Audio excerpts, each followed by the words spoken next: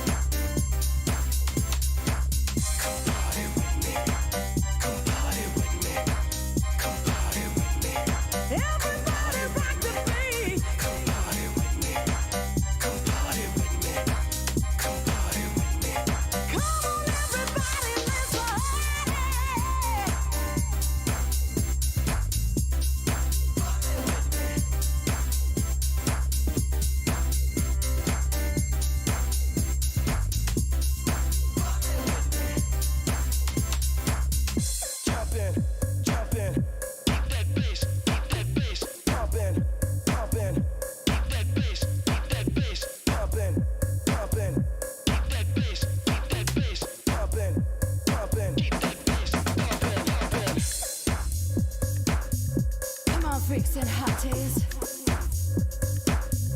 Everybody gotta get down. Hey!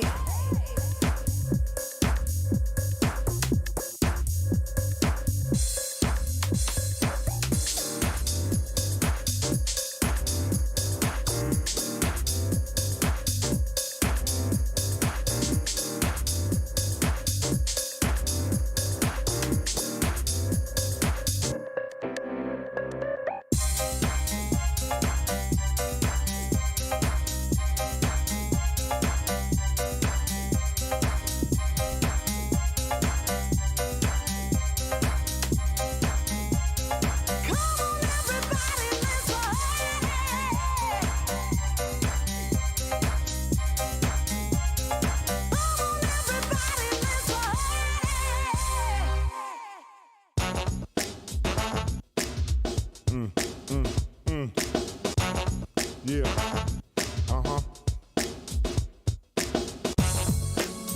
Come on, here we go. Make it funky. Woo.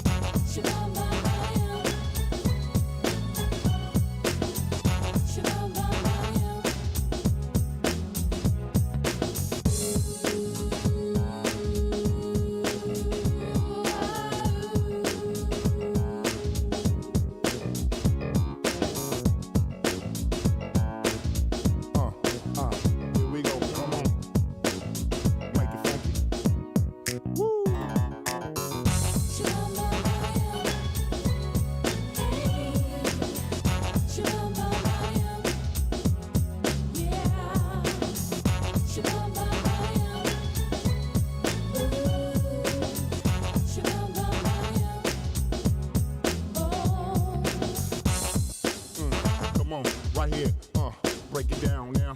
Come on.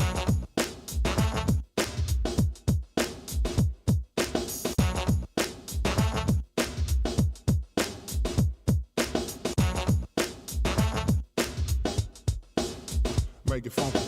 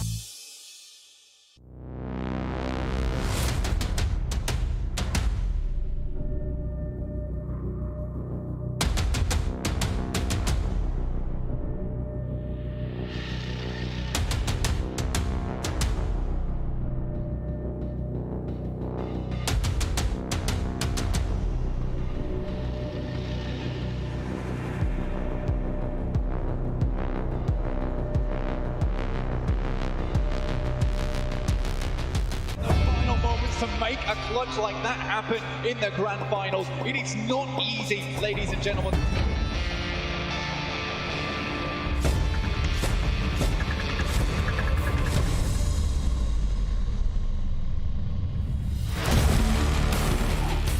They pop their head up. Whoa, look at that, the double. Can we get another one? Something! Here they go. They're gonna send in one of their McLarens right on over with the run.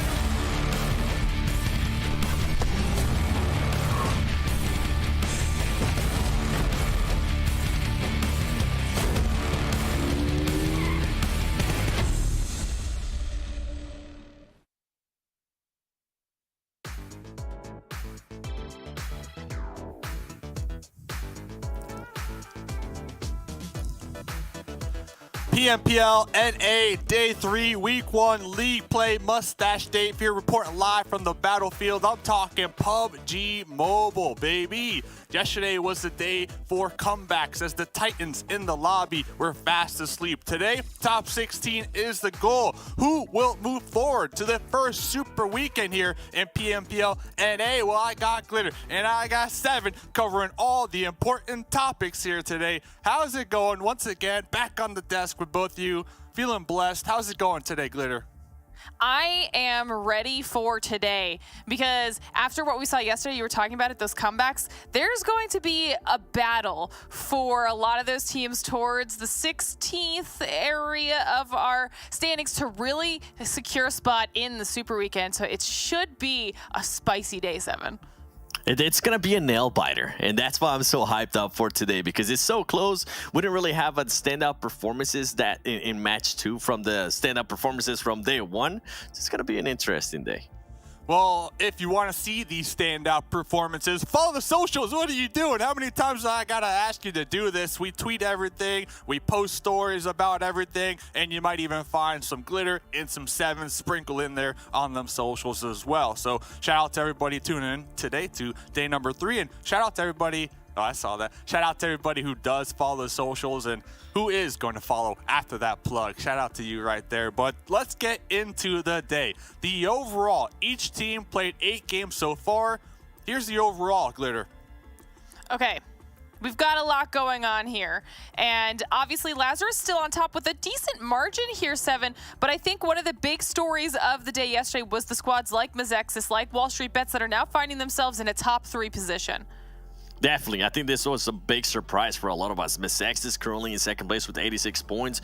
WallStreetBets. And then, honestly, a big surprise for me was Nova and the performances that they had in Sanhok. They were the first team out every single time, and I don't think they even got a chance to get that many elims. I think they only ended up with just 1 elim into Sanhok, so that's the team that I'm going to be looking at closely. And with that said, 4 bros in 6th place, I mean, that was that team that caused a lot of issues for Nova in Sanhok. If I'm not mistaken, I think we'll be playing 2 Sanhoks today. So we'll get to that as we go here towards the 2nd page. We do have Knights with 66 points at set. I mean, they're maintaining themselves, Glitter, within the top 16, which is ultimately what you want to get to Super Weekend. So I'm gonna hold back on my criticism until we actually get to Super Weekend. We do see Execute there and 19 Esports at the 16th spot, Glitter. And yesterday we actually saw them fight Knights and take on the fight tonight and win that engagement. So I'm hoping we see that kind of action from 19 Esports again. Yeah, we saw moments of some really good gameplay from 19 Esports, and they were one of those teams that I kept calling out, saying, you know, they've got ratio-wise, they've got way more elim points than they have placement points, and they started to kind of work on that towards the end of the day, closing out the day with, I believe, it's like a 5th place finish. So they're trending upwards, but they're right on this bubble, which is a scary, scary place to be. So they're at 30 points, right? So now behind them, it's going to be HTV, K19, Dope Esports, and the Hitlist, and all of those teams right now are currently not qualifying for the Super Weekend if we were to cut it off right here. But you can see how close HTV, K19, even Dope Esports are to 19 Esports' spots. So it's time for the bubble graphic, okay? And we're going to talk you guys through this. We're estimating that 45 points is going to be the threshold that teams will need to achieve in order to qualify into the Super Weekend. And if you recall from the overall standings, 19 Esports is now at 30, right? So you can see this here. Chosen is already in a safer spot. They are 1 point above where we think that threshold is going to be. And then everybody else below is going to need to be working their way up to that 45-point threshold. 15 points for 19 Esports, 17 needed for HTV. Down from there, 30 points though for the Hitlist 7. That's a pretty big gap because they haven't performed consistently enough. I mean, like, you can get that in one game, right? But they need to have an insane performance in order to do that, and it's getting a little scary now. Yeah, it is a humongous gap for the Hitlist, and I'm sorry, the Hitlist. I said I was going to hold my criticisms up for some of these teams. You guys are veterans now. We have seen you guys over and over again, and I feel like it's always the same storyline. As we're looking at their stats here, I mean, they've been able to put up 10 elims but the damage is just abysmal. And with that said, if we look at HTV Esports, right, 2,700 damage, but look at the amount of villains in regards to comparison, in regards to conversion of being able to convert the damage that they're currently putting out into Ilms. Luckily for HTV Esports, they have been able to perform well in regards to placement points. Hopefully today will be the day where they can get their Ilms down. And then if we go to the other ones, 19 Esports, they've been able to pop off with the Ilms. You heard me talk about it earlier. They were able to win engagements against Knights. Something I want you guys to keep in mind. You said almost 30 points, right, Glitter, for the hit list? Yeah. They've only been averaging about 1.6 points per match on the past 10 matches. So my hopes, I hate to be this bad guy, but I'm going to have to be that guy. I don't think they're going to be able to make it unless we just see a huge change. Luckily for them, and something that I was kind of referring to earlier, Glitter, is that between 17 and 20th, the only difference is about 12 points. And if these teams, I mean, they're here for a reason. If these teams can get it together, I feel like those are points that they can definitely gather in just one match alone. Now, they have to worry, because with 19 Esports, we saw what they were able to do yesterday. I feel like, Glitter, if 19 Esports can actually get it together, they might be passing the Chosen, they might be passing Vamp. What do you think about that? Yeah, I mean, I wouldn't be surprised. Like I said, they started trending upwards towards the end of the day. They already had their aggression kind of in the bag, but they just needed to work on those placement points. They felt a lot more solid, and now they have one final day of opportunities to step it up here. And I mean, Dave, this is obviously a team that we've kept our eyes on for numerous seasons at this point, and they're finding themselves in a spot we don't typically see them in. So what are your thoughts on 19 Esports? Do or die today. Honestly, do or die today. It has to be the day that they pop off. And I think a couple teams recognized this yesterday, as it was that halfway mark of the league play. For example, HTV, we see them in this clips. Early game, HTV, in my opinion, were the only team really pulling up and trying to get involved early game. Did it work out for them?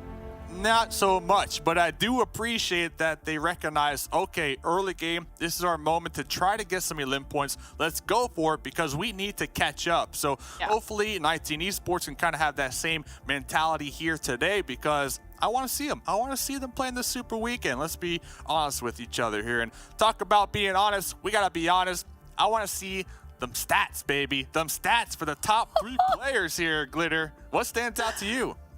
Okay, what stands out to me is the fact that they are so close in damage. I mean, we obviously got to hype up Fears a lot after the first day because the MVP for the day, and then we got Spec with the MVP again. But look, all of them over the 3K damage mark. QZ and Spec over the 3,300 damage mark. And the fact that QZ is able to do that on a lower elimination amount compared to Spec at 19 and Fears at 18, that's also crazy. That means they're doing a really good job team shotting wise for Nova, and we've watched QZ have these standout performances for the squad. Spec, we were hyping him up all day yesterday, Seven. I mean, Zute even throwing that gauntlet down with those challenges for the straight up 1v1s. This is a pretty stacked top 3 players list right now. It is. I love what I'm seeing right now from the fraggers of NA. I feel like this is the first time on a league that we see 3 players over 3K damage already. And I mean, if I'm not mistaken, Spec ended up with, what was it, yesterday alone? I think it was 2,500 damage. Yeah. So that's impressive. Yeah. We talk about the limb getters here a lot. On the opposite, we got the healers. The heal king out here, Trey from Polar Ace, almost hitting 4K heals here. Seven, what are your thoughts about the heal strat on Sanhok? We got 2 Sanhok today, by the way. Ooh. See, the thing is, for them, it has worked wonders, right? If I'm not mistaken, yesterday they were able to get an 8th place finish. Oh, actually a 2nd place finish with 8 Ilms. And for him to be able to put up almost 4,000 in regards to healing, whatever's working for them is working great. And I think right now they're playing that strat to get themselves to the Super Weekend. Once we get to the Super Weekend, even though it is a strat, I'm just not a fan of it, man. I hate that strat. It feels like you're giving up. It feels like you're not even trying to win. If you want to be a champion, you play to win the game, Glitter. You play to win the game. I'm shaking my head. I'm shaking my head. It's all about the Yes. healing on Sanhok. If you're not healing on Sanhok, you're playing to lose, 7. I'm on the opposite of that. If you don't have a player on your team that can heal for guaranteed placement points on this map, you're throwing in my eyes. You're absolutely throwing. Heal to win, baby. Heal to win. Two different camps clearly here on the desk right now. Dave is in the camp of heal strats for the win, which means Trey is doing great in your book, and then 7 and myself are on the aggro side. I want to see some aggressive pushes, some improvements. And speaking of improvements, we also get an opportunity here to talk about Knights, because the difference from day 1 to day 2 for this team is it didn't feel like it was all that important, but it was, okay? It was. They looked so much more cohesive on day 2-7. They did, but sadly for them, the average survival time, it felt like they were just getting into rotations where it wasn't working out for them, or they were getting into engagements where it just wasn't working out for them. I do want to show, in regards to this graphic, how consistent they are being with damage, how consistent they are being with elims, and this is a team. Remember, if you rewind to day 1, we were telling you, hey, this is a team that it might take them a little bit of time to get it together, or it could be that they just don't want to show all their cards, right? Maybe they do have it together. Maybe Tensa is that big daddy Tensa that we know and love, and he's just gonna pop off on the Super Weekend. But I feel like right now that they're being silent in a way. They're being a bit of a sleeper team. I'm still waiting for my Tensa versus Spec fight that Zute is arranging. So hopefully we do get that. And, well, we got more stuff coming up here. I think we got a BTOWN, if I'm not mistaken. Here we go. Midnight from BTOWN here, Glitter. Listen, we got to talk about this a little bit, because this is the opposite of what we want to see, right? Look at the day 1 stats on Midnight. Damage, over 1,300 damage, and then down to day 2, it's literally half. Same thing with elims, 7 on day 1, then 3 on day 2. Now, this is something that we've seen happen with players and with teams before 7, where day 1, they come out super, super hot right out of the gate, performances are crazy, and then they start to kind of fall off from there. And now, that fall off in general for BTOWN has put them in a 13th place spot, which means they are technically, potentially at risk for falling out of that top 16 position. So, how do we think they're going to bounce back today? Yeah, they are currently over that 45-point threshold that we were expecting, and luckily for them, they did have a great performance on day 1. That to the point that they gave themselves the cushion, right? By the way, shout out to Matt for that graphic there and clutching it up, my boy. One thing I do have to do is I'll put on my glasses. I'm gonna give you a lesson real quick in NA PMPL. That graphic reminds me of what we saw with XSET and Polo. I don't want that to happen with BTOWN. I don't want a team to be depending so much on a top player. And if you are going to be depending so much on a top player, you got to make it work. And you better go back, rewind, watch the gameplay of what Knights was able to do with Coops when they were relying just on him. You know what else this reminds me of? Last season, we had 7's insights right there. So shout out to you, 7. I love listening to that, man. The big brain. And talk about the big brain. We got the schedule here. I want to go to Glitter on this one because I'm pointing out Nova Esports. Everybody knows, at least in the league play, Nova and Sanhok, they don't go together. Not at all. And Nova here are playing both Sanhok matches tonight, Glitter.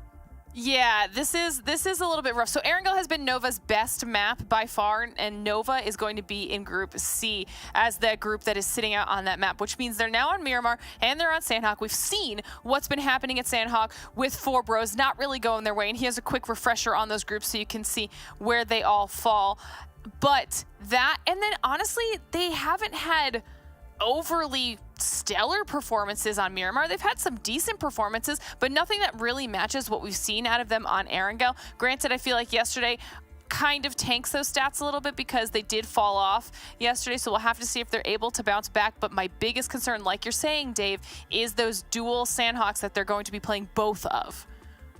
Yeah, luckily for them, on that first Sanhok, Dave and Glitter, it's going to be that 4 bros is going to be sitting out. So maybe we'll finally get to see Nova take advantage of 4 bros not being there on that hot drop. And let me ask you this real quick. I'm not sure how much time we have before these players are ready to get into the game here, but I know we got some Nova picks. I know we got some Knights picks, but I want to ask you, what team are both of you kind of going to be watching out for today? Maybe a team that is on the cusp, on the hunt down to qualify. That's a good question. So I'm going to go to Glitter first. Cusp team, 1,000,000%. I know we kind of touched on it already. Definitely keeping my eyes on 19 Esports because they're only 2 points above HTV, and HTV is the only one at the bottom that has that chicken dinner. So there is the potential for HTV to repeat that performance and potentially leapfrog 19 Esports, which could be spooky, but also not necessarily in any sort of danger, but I'm keeping my eyes on Boring Protocol today. Ooh, see, I'm gonna be just pessimistic. I'm gonna be a little bit of a toxic man today. I'm gonna be looking at the Hitlist because right now they're absolutely awful.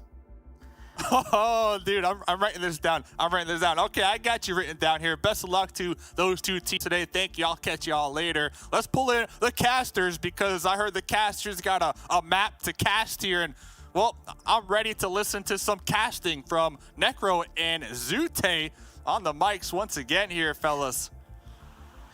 Yo, what up, Dave? This is it, day 3. This is the last day for qualifications. This is do or die for a lot of these teams, and we heard the analysts talk about it. Personally, for me, the only team not in the top 16 right now that I kind of have a little hope for is K19, because I personally know the players playing on that team, and I feel like, you know, they definitely dropped the ball. But Necro, you're a supporter of them too, so I think we're both cheering for the same team coming into today. I mean, it makes a lot of sense too, right? In the qualifiers, they pretty much bounced back on the final day, so maybe that's what I'm thinking too, you know? This time as well, K19 on the final day, they will just make a comeback happen, whip out those secret strats too. But I also want to take your glance. I also want to like make sure you have your eyes on the overall rankings because 19 Esports with 30 points, HTV with 28, K19 with 26, Dope with 23. Not a lot of difference right there. Not at all. 19 Esports, they are in that 16th place spot, but barely by a slim margin. You can almost count them not in that top 16 because by the end of this game, this very first game, things are definitely going to shake up towards the bottom. And TC, the team that I chose, the Chosen, they're in 15th. They have somewhat of a cushion. They're at 46 compared to the 16th place team of 30 points. But 16 points, that could just diminish in a single game. So everybody near that bottom area has to definitely play to the best of their abilities today. There's no more excuses if you're on the bottom as far as hiding strats or, you know, trying new things out, because if you don't make it into the Super Weekend, you are done. You are out. You are done for the entire week until next week. Exactly. I mean, today's the day where you need to whip out every single thing. This is your final chance to make it the top 16, especially if you're the bottom 4 teams. Now, talk about the pressure. 19 Esports are going to be feeling it quite a lot because I said there's not a lot of difference between the points. Only kind of like, I would say, 2 points difference from HTV to catch up to them. So 19 Esports, you got to be really consistent today. Oh yeah, 19 Esports. This team we saw yesterday, they took a straight up fight with the Knights, the team that everybody kind of has set their eyes on, and they absolutely ran through the Knights. So 19 Esports as a team, they have the team synergy, they have the gunpowder to overwhelm a team like the Knights, but what's obviously lacking is their overall strategy. And as far as strategy goes, maybe it does take a day, maybe it does take 2 days to kind of feel out the lobby, to understand kind of how overall in general how the lobby plays out. So maybe with some adjustments coming into today, 19 Esports could shoot back up. And also 19 Esports endgame leader, I believe, is Alucard, who used to IGL the Knights from last year. And last year the Knights did pretty well, so maybe, you know, with the new set of teammates, they're just getting acclimated to the way, you know, Alucard does his IGLing. They're getting acclimated to the way, you know, the play style is being developed. So we'll see today if they can manage to get that or hold that top 16. I'm honestly saying we might just see any one of those bottom 4 teams just put on an absolute show. I don't know why. I just have this little feeling where these teams are going to step it up when they need the most, and that's what we saw with K19 as well on the qualifiers. So at least I'm expecting one of those teams from the bottom 4. They're just going to whip out something. I don't know what they're going to do, but there probably is going to be one team that is going to surprise us all. And take a look at the circle too. Pretty good circle, I would say, but because the plane fly path, it screwed a lot of teams over, because yesterday we saw 3 teams they like to drop towards Los Leones. Yeah, we see towards that eastern side, a mix of teams getting kind of close to each other, but doesn't look like any big altercations will happen. And take a look at the splits from just all the teams across the map right now. Obviously, everybody's very comfortable and did their VOD review and knowing, you know, which teams are going to be where, so they're feeling more comfortable split up to start off the looting phase. So we were talking about the bottom 4 teams, right? And you were saying any one of them can pop off. I just got to say, there's one team I'm counting out, HTV Esports. Why? Because they have a total of 28 points, and they got a chicken dinner in one of the games. That's 15 points right there for HTV with that chicken. And getting a chicken, I don't remember exactly how many eliminations they got, but with that chicken, let's say they got at least 5 eliminations, right? So with a chicken and 5 eliminations in one game, that's 20 points. Meaning, in their other 7 games that they've played, they've only scored 8 points. 8 points in 7 games. That's a below average of 1 point per game. So I think HTV in that one game, they got the chicken. They got a little bit lucky with the zones, and they managed to get the win there. So the consistency is just really not there at all. And speaking of HTV here, you see them on your screen. This is the only team that I feel like I'm just going to have to count out for making the top 16 already. I mean, makes a lot of sense, too, why you're saying that, because I've seen this team even in the qualifiers, and this is the only team that I have a harder time to understand how they think and how they play, because most of the times, whatever they do, it just seems like it's completely random. So HTV, somewhere down the line, this can also add on to the plus point. This thing has their pros and cons, being unpredictable, but over here, the way HTV plays, I feel like they just sometimes second-guess themselves. Speaking about second guessing, I'm definitely not second guessing my TC pick. You saw in the kill feed, TC already getting the first elimination onto Boring Protocol. Sam L is done for the first game of Boring Protocol. That's also the end-game leader of Bob. But we saw yesterday, the only member that they really need to keep alive under Boring Protocol is Spec. Shoutouts to Spec. Absolutely standout performance for him in the last 2 days. And here's the replay. Wow. Oh, the M16. Wow. The controlled single taps. Yeah. Most players would start spamming that M16 the second that car starts moving, but precision indeed. That almost gives me some... I mean, I don't want to make the comparison because, you know, he's a god in his own right. But Paraboy, right? The best M16 player in the entire world. That gave me a little bit Paraboy vibes because when you see Paraboy shoot his M16, he does the same thing. He does very slow, like you said, precise taps. He doesn't go for the spam taps. It's all about the accuracy when it comes to that gun. Yep, accuracy. You got to make sure you're as calm as possible when taking those shots. And he was able to connect them too, so it rewarded with a kill. But for now, nothing really much special happening. We did see the planned fly pass screwing up a lot of teams. Dope Esports, they've made their way in Los Leones.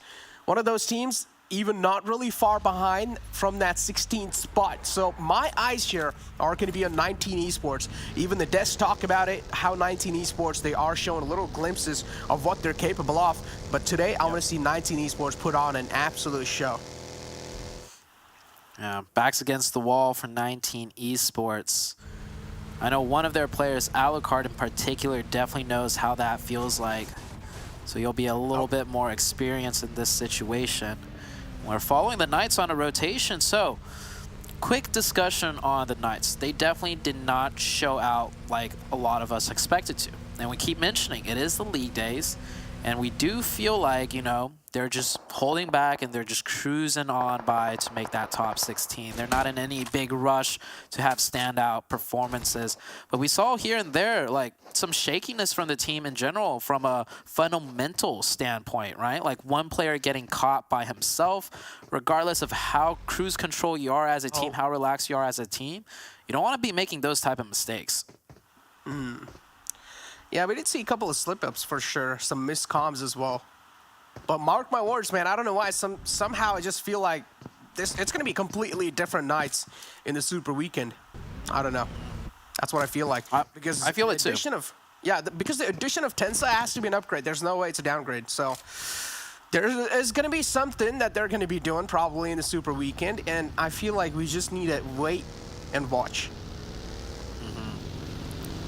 Let's do a quick roll call of the bottom teams competing in this very first game right now. So K19, one of the teams we mentioned, they are sitting out on the very first match.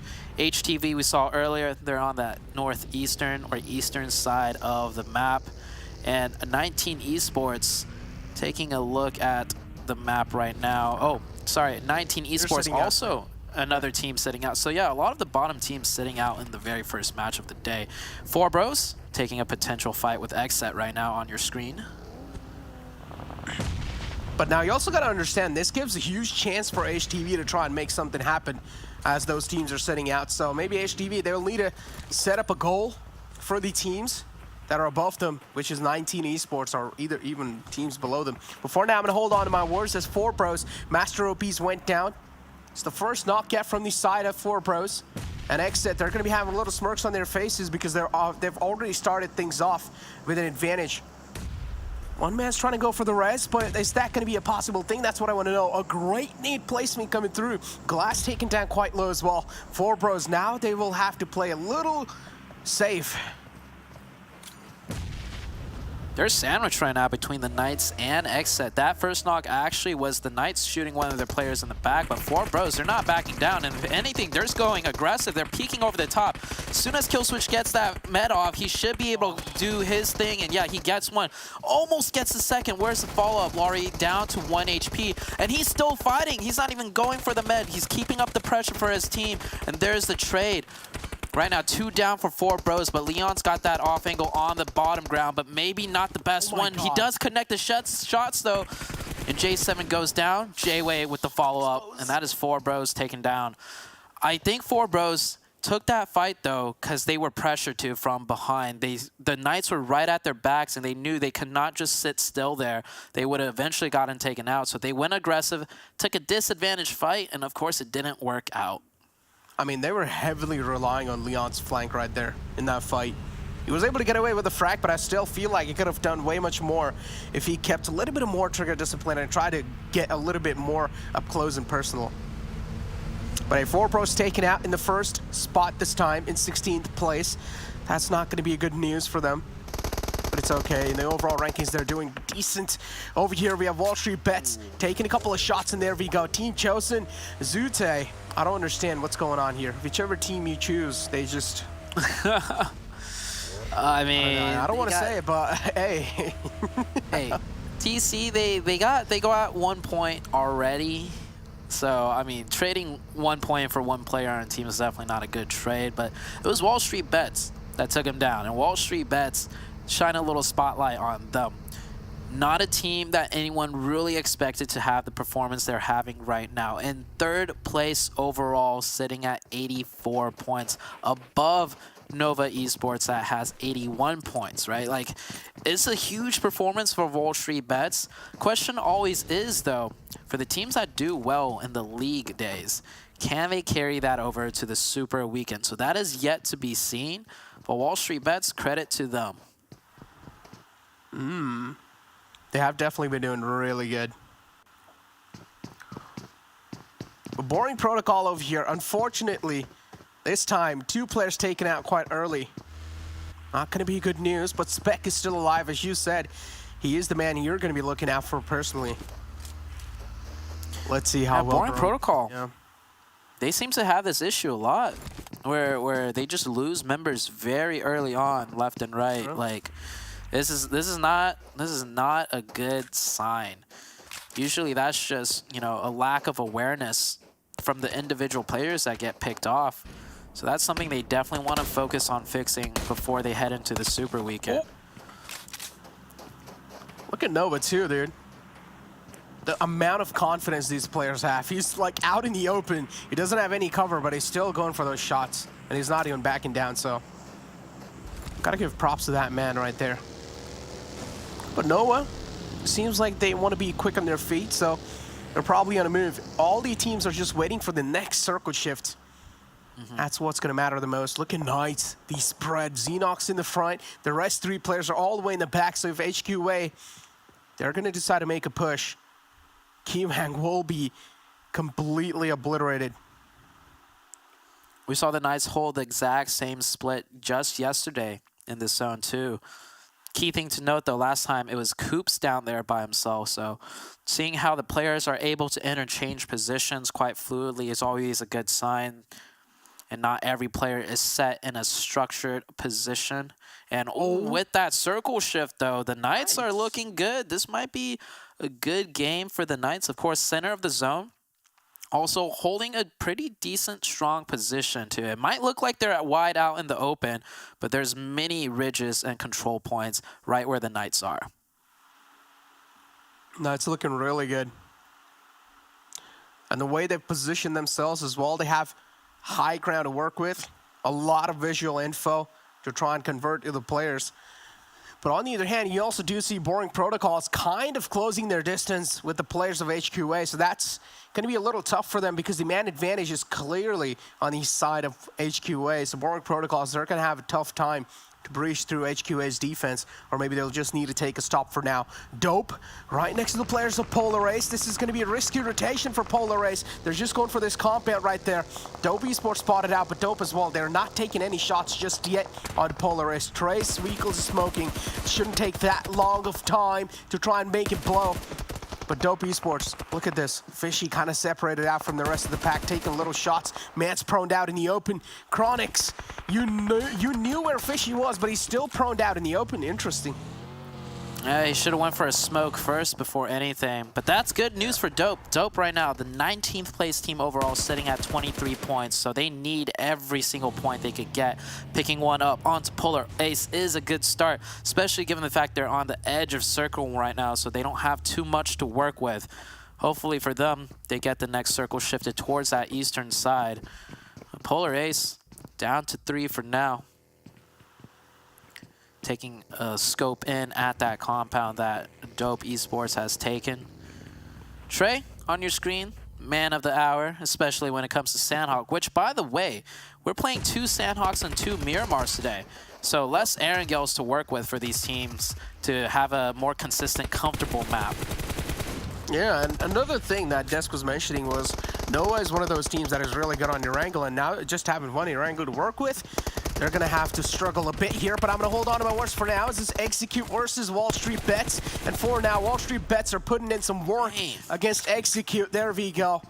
Taken out in the close range, 4x. And now it's all down to Jason, the final man alive. He has the high ground to work with, but he also wants to keep his position unknown. Oh, the need was quite close. It takes him down to almost to 30 HP. Yup, they exactly know, and it's cooked to perfection as well. Dang, this WallStreetBets team, we talk about momentum. They're definitely riding that momentum. Execute, by the way, was a team defending that position, so WallStreetBets came in and just absolutely crushed Execute, not losing a single player. And take a look at Nova's split on that northeastern side. A 1-1-1 split. That's something that we see the Nova team in China do quite a lot. So it looks like they're trying to practice their splits, especially given it's the league day and they've already qualified in. Next circle has shifted further once again to the west. Not good news for Dope, because Dope is going to most likely have to clash with the Knights now. And that is one team you do not want to end up fighting. Nova, with that 1-1-1 split, picked up a third-party elimination onto WallStreetBets. And that's exactly what the Nova team in China does. They play split up for one player to get that third party in and pick up those scrap points whenever they can. Learning from the best. Boring Protocol right next to Nova, though. Nova still needs to make their entry inside the next zone. Dope Esports are probably going to move in. Knights find themselves again in luck as they are inside the next zone already. Sticking close, as close as possible to next to each other. Dope Esports is right in the back, so maybe if Dope Esports, they decide to go inside the zone, they're probably going to be going against Knights anytime soon. BTOWN right next to Polar Ace. They're probably going to spot out this rotation here. But Jimmy quite close to the player Polar Ace. Fishy in the front, spots the man out, but unfortunately he doesn't have the high ground to work with. Jimmy, with the high ground advantage, is easily going to shut him down, and now his teammate also gets traded off right there. So Polar Ace, they got an equal trade. Not sure what that player from Dope was doing there by himself. The rest of his team is already trying to make their way into zone. BTOWN with 2 players knocked. By the way, the Hitlist is in a prime position with those circle shifts. They got the high ground on the northwest, and the Hitlist is the last place team right now. So this could be a big comeback game for them just as well as Dope try to make their way in. BTOWN coming in on the heels of Dope Esports along with Polar Ace. Polar Ace looking like they're going to have to take a fight with XSET as the circle keeps shrinking and forcing these teams together. Nova and the kill feed getting taken down right now. I think they're just down to 2 players. They are. They are. The separation not working out, Zoo. I mean, they're trying to learn from the best, but they're not able to replicate it that well. Knights, again, all 4 players alive. The way they're playing, they're like a tight-knit unit. It's hard to separate Knights for now. They've got each other's backs covered. But I also want to pretty much guess on the next circle. I honestly feel like the next circle needs to shift towards Knights and Nova, or it will probably shift towards Knights and Nova. But here we go. For now, it's BTOWN versus Dope Esports. As Dope Esports, one of the man's been taken out. It's Midnight all by himself, trying to hold the fort down. But what a well-placed nade coming in from Casper to shut him down. So Midnight now taking out the game. Dope Esports, it's all down to Casper. All eyes on this man. Because Dope Esports, as you mentioned, they are one of those bottom 4 teams. Casper better put on his best Casper impression and just disappear like a ghost, because he does not want to attract too much attention now, especially being the last one up. 2 eliminations with 12 teams left. That's only a total of 2 points for Dope if they were to go out right now. So definitely want to get some more of those placement points as Polar Ace forced into the likes of XSET. XSET down to 3 players, but they have the defending position advantage, and Polar Ace is definitely not coming out on top of this one, it seems. Yeah, that's quite unfortunate. XSET having the prime positioning in that fight. Trey, too, cannot really get much done. And it seems like Boring Protocols as well are going to take an exit from this game. So Boring Protocols out the gate, too. As I said, the circle has to shift towards Knights, and that's what exactly happens. Knights find themselves in luck again, or more kind of like they were able to predict the circle pretty well, I guess, because I predicted that. If anything, even if the circle shifted elsewhere, Knights have a good position to work their way into the rest of the map. HQA fighting with Nova. QZZ, this is the man of the hour. One of the top performing players that we've seen recently. New addition to the Nova team. He's already knocked 1. Oh, look at how fast those peaks are. Oh, and the turnaround. Oh, the third party from down range, though, by the Knights. Oh, come on, Xenox. Give QZZ the highlight reel he deserves. Now, QZZ, by the way, I'm not 100% certain where he is playing from, but we do know some of the Nova players are playing in from China at a high ping. If you're telling me that's what that man can do at 200 plus ping, ship him, move him to North America, man. I can't wait to see if the whole team is on stable ping, just exactly what they could do. But that was nasty. That was mechanics at its finest. Exactly. The way he was peeking out, too. It was like crouching behind the cover, then peeking out again from the left and from the right, doing the same thing. He was repositioning himself over and over again. But Knights, unfortunately, just third-partying that entire thing. Knights, again, having all 4 players up. This is the team that has the most advantage overall. But the hit list, as well as you mentioned, the team that is all the way in the bottom of the overall rankings, they're as well doing really good, keeping all their players alive. But HQA is going to be another one of those teams they will have to go against. And HQA, up till now, they've been doing phenomenal. Look at this, Dope Esports, Casper, all by himself. Knights sniff him out, and they take him out. Nice double nade from the side of the Knights, working together in tandem to secure that one. There's a hit list in the distance right now. They are barely in the edge of the circle, so they don't have to really take any fights. But hit list, they're down to 3 with only 1 elimination points to their name. So they need that circle blast, because if it goes anywhere else, the hit list's only cover piece is pretty much left exposed, and they'll have to cross over that top hillside. Right now, the top teams in the best positions, I would have to say, is definitely the Knights and XSET. Team Panther as well. Not doing bad, not doing that bad. But the next circle, I feel like Team Panthers might just find themselves in luck. There's a high chance that it's probably going to be shifting on the left side, so Knights, they will have to work hard if it does happen, or if that does come true. But the Hitlist trying to take a dig onto HQA. HQA, both these teams are out the zone, and yep, that's what exactly happens. The circle shifts towards Team Panthers, kind of close to them, but XSET, J7 has already booked a slot for the rest of his team, so they should have a clear pathway moving inside. So Team Panthers, they will still need to try and make it in. HQA, though, still outside the zone. They're getting pinned down even by Knight Xenox, and they're also being caused a lot of trouble by the Hitlist. I love this split by the Knights right now. They send one player downhill to just pressure out all of the teams on the northern side. Even if Xenox doesn't manage to get any eliminations or he gets taken down himself, it stalls out both teams long enough to make the full force of HQA less effective. XSET's going to be doing a similar thing, taking a fight with the Panthers soon as the zone closes. The Hitlist and HQA going at it from distance. This is just working out better and better for the Knights. Yeah, it is. But a smoke pathway created from HQA. This is going to help them to cross in inside the zone and just create a lot much more problems for Xenox. Oh, all Xenox. He's doing is just peppering down bullets, and that pepper is also fighting a lot of players. Xenox, all by himself, wipes out the entire existence of HQA and also is going to be able to make it back to safety. I'm telling you, Zoo, these are some little glimmers of how Knights is going to be playing in the Super Weekend. You're absolutely right. They're firing on full engines right now, especially Xenox, but we still got 4 teams left. The Hitlist down to 1, trying to recover the rest of the team. You might be able to do it, and just as I say that, the Knights spot them out. It's going to be between the Panthers, Knights, and XSET, but I have to say, I would definitely bet on the Knights team right now. Just as I say that, though, man, that Cast of Curse really kicking in hard, huh? One of them gets taken down. I think it was... I think it was J7 with the nade. Yeah, Tensa taken out. But Tensa is going to be able to get back up on his feet. And as you can see, the proactive nature from Knights. Look at that. Nope. Chico's all the way on the right side. He's trying to make sure that J7 isn't really being that aggressive, but unfortunately wasn't really able to save his teammates. So Tensa is going to get taken out, but it's okay. Knights, they still have 3 players up and also a high ground in this fight. So Knights have all the advantage in the world. There we go. They have the high ground, but it's a steep drop. It's a huge steep drop. They can't even peek in. They isolate kill switch, though. They 2v1 him. And Polo G, last one up for XSET now. Oh, Polo G is trying to challenge fights on all these cylinders. He's kind of separated out from the rest of the pack, so now Polo G is going to try to carry the flag forward of XSET.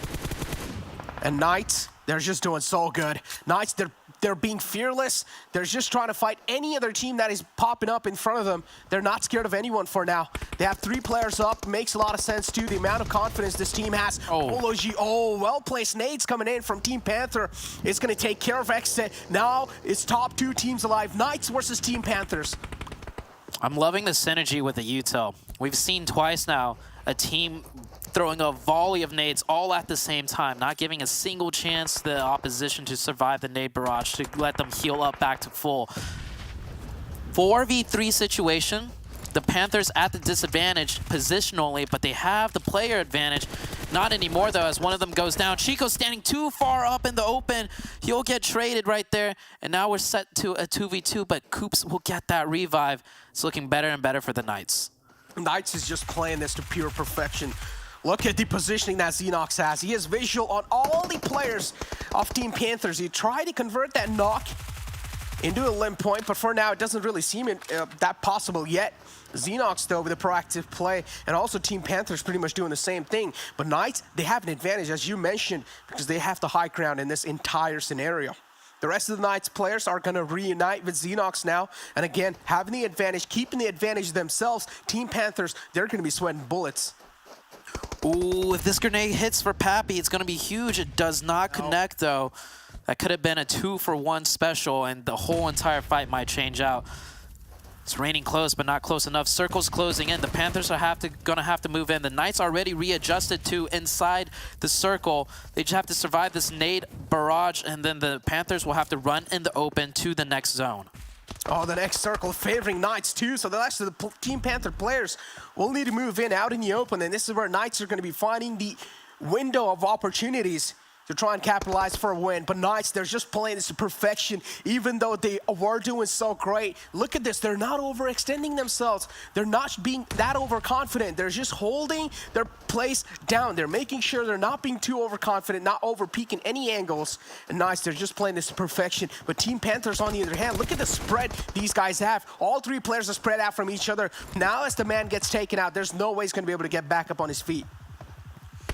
Knights are just letting the blue zone do the work for them, forcing the Panthers into these open areas. Now it's a 3v1 situation. Frady, the last one up. You can see the Knights go on the aggression now. Frady's got a good position, gets one, but can't get any more than that. And there we go on the third and final day of the qualifiers. The Knights are definitely stepping up. I will say, though, as a caveat, they did get the zones. They got probably the most favorable zones in each shift, but we did see them do some nice positional adjustments. We saw that 1-3 out of Xenox, right? That was huge. He, by himself, put himself in a great position to stop the entirety of an HQA team, made sure none of his teammates got knocked, and the rest of the team can focus on elsewhere. And I think I did notice Xenox got 3, so he still had the support of his teammate up on the high ground, who managed to get the 4th player, but very beautifully done by the Knights team.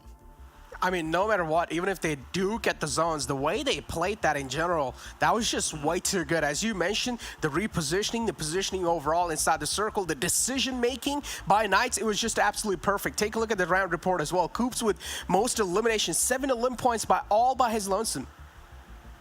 Coops is back. This was the player that everyone had their eyes on last year.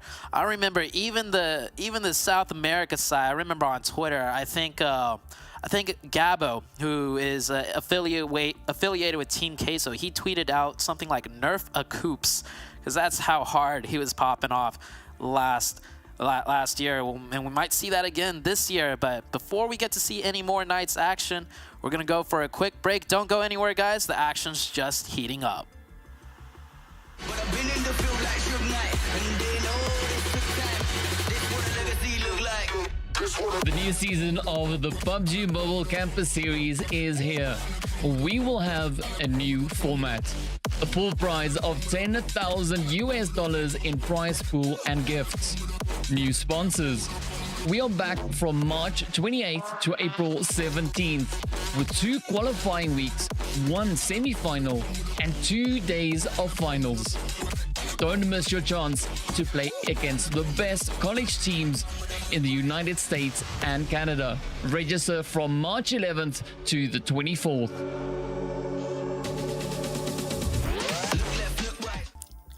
XSET and the Knights combined took out 29 enemies. That's 45% of the lobby. Actually insane. And before we get to the beautiful analyst, shout out to Monster Energy, our official energy drink partner of PMPL NA. Right there below me. Good stuff. So 29 elims from the Knights and XSET combined. 45% of the lobby. I'm going to let that sizzle. What's happening out here? They just came into game number 1 slaying everybody. Everybody here, Glitter. This is insane. I mean, I said that those 30-point games are obviously possible, but I didn't think we were going to get it on the very first one right at the gate from the Knights of all. Like, this is fantastic. And the fact that the top 2 teams, 7, are teams that we have talked about how many times as teams that need to do well, that need to really showcase their strengths because they were meant to be some of those top teams in the lobby. Well, this is a way to shut all of us up. It definitely was. 30 elims out of 2 teams? Well, what's going on? I think they're starting to shape themselves up for that super weekend. They heard us talking about it. They're like, okay, you know what? It's time maybe we showcase a little bit. And those are the 2 teams that they actually had the question marks next to their name. But I mean, with the other teams, let's talk about helping quit addiction. I feel like, and we even talked about this too yesterday, this is a sleeper team. This is a team that has been able to perform at times, and I cannot wait to see them in the super weekend. And oh man, Glitter, HTV Esports, they're continuing on that trend of not really getting any elims, but I feel like with them just getting the amount of placement points that they're currently getting, they might actually be able to make it to the top 16. Listen, right now, if that's the play style that's working for them, they're kind of in do or die mode, right? They need to get the points, and at this point, they don't even care how. They just need to make sure that they're keeping themselves in that top 16 position and that they're at least doing better than the teams that are around them, because don't forget, every single point is going to count. So since 19 Esports is 2 above them, if 19 Esports continues to get points, then it's just a bigger gap for HTV to close. But if the placement points is the way that they need to go right now, I'll take it for the beginning of the day. But speaking of a team that got significantly better placement points, 7, you called him out at the beginning of the show. Hitlist was here in those final moments. They really were. I think they might have heard me and what I was saying, and I'm happy they heard me. Okay, I am super happy. They only ended up with 1 ilum, if I'm not mistaken, but the amount of placement points that they were able to get, they were definitely able to jump up. I think they ended up with 9 points total for that match, when before they were only averaging about 1.6 points per game. So a huge, and I mean a huge jump up for them. But this is what I wanted to see right here, Glitter. Knights, look at this stats. And our boy, Coops, he still got it. He does, but I mean, this is incredible. Chico is literally 12 damage behind him. Xenox not far behind either. 6 kills or eliminations to 7 eliminations to 4 eliminations. Dave, this is, I mean, Knights, did they wake up or were they just kind of biding their time? What is going on right now? Look at those numbers. Yeah, for the talent here in NA picked the Knights for a reason here, Glitter. I know you got Nova, strong pick, but the Knights, it's a dream squad now with Tenta on the team, and maybe day one they're just kind of feeling out the lobby. And yeah, I know the goal for league play is top 16, but that last game was the game that showed everybody what we wanted to see from the Knights, and that was just complete dominance here. Did you see there on the graph, too, that HQA had less damage than Nova by like a couple hundred, but they had 6 elims, and Nova had almost 1,000 damage and only had 2 elims? HQA, another squad, really doing a good job of making sure they're getting their points in. HQA definitely like a sleeper team as well, right? But talk about sleeper team, 7. You picked this team at the beginning of the night to keep an eye on. The hit list, let's pull them up here, 7, and check out their stats. Let's definitely check out their stats. The average stat, by the way, the one on the left-hand side, the 426, that's what they've been able to do on day 1 and day 2 combined, all right? On the right side, the 705, that's what they were able to just do. 705 damage. Baby steps. When you're at the bottom, we're going to be talking about baby steps, and I will definitely take that, considering that they had to heal even more. They were being able to position themselves better, and it seemed at the end that they were just waiting for XSET and Knights to fight it out and trying to get a little bit lucky there with hopefully being able to third party. The ilms, I mean, I would love to see more ilms, but as I mentioned, they were able to clutch up in the placement points, and you can see that there in the average survival time. If this team can continue to do that, yeah, they might be able to make it, but they just need to work on those ilms. Please, I want to see at least 3, all right? Maybe 2 in the next match. Let's baby steps. We heard Zute kind of talking about it too, right? When we're looking at the hit list. Baby steps, we love it, but they're all the way at the bottom, so they need to really perform here today with their 3 matches to go. But talk about performing. Glitter, Coops versus Polo. Okay, I'll take this graphic all day.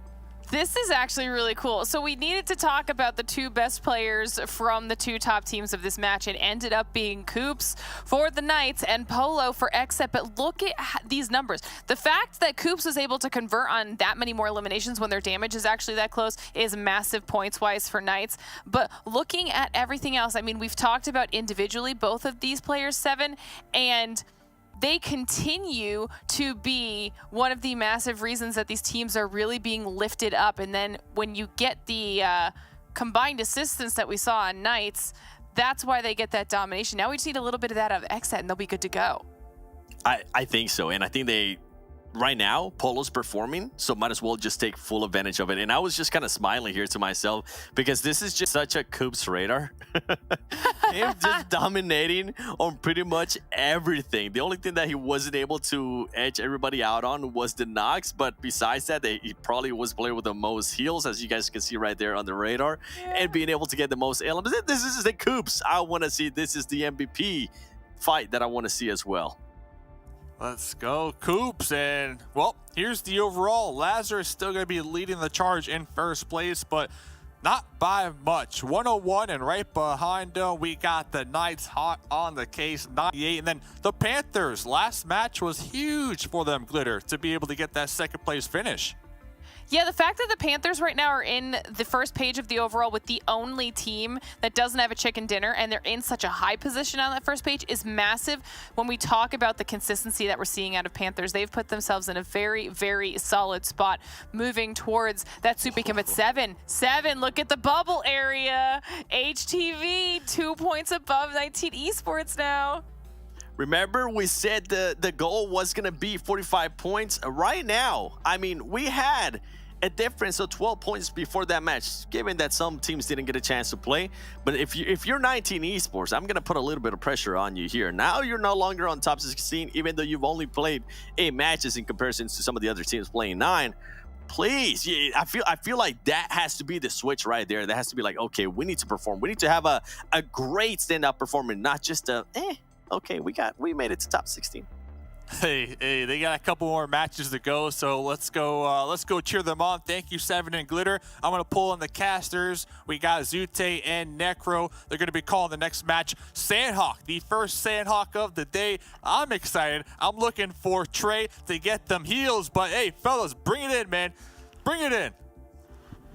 Yeah, I mean, Trey getting in those heals, we'll see if he could do it again, but what I'm looking at right now is K19, and also I'm looking at the team towards 19 Esports. These are the 2 teams that were sitting out, and now they're finally playing, so we'll have to see how they do and if they could break into that top 16, because 19 Esports, they're out of the top 16 now since they didn't play the first match.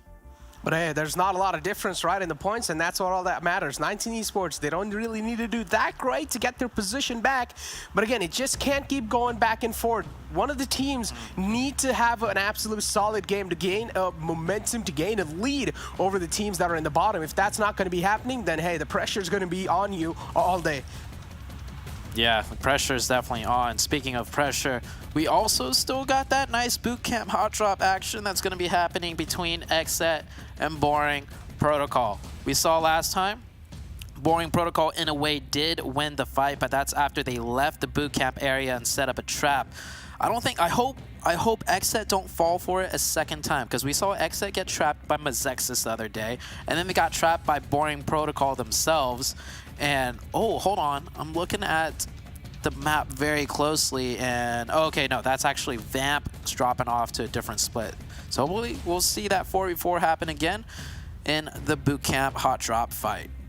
Ooh, it's going to be exciting how Boring Protocols are going to play this out this time, because I mean, XSET, they've been causing a lot of trouble for Boring Protocols so far, so I want to see how things are going to be looking like. I mean, last time we did see Boring Protocols kind of get a grip, or yesterday, kind of get a grip back up on this fight, but I want to see, has XSET done their research on how Boring Protocols pretty much function in bootcamp? And there we go. Already one player of Boring Protocol has been taken out. That's not a good news, or is it XSET?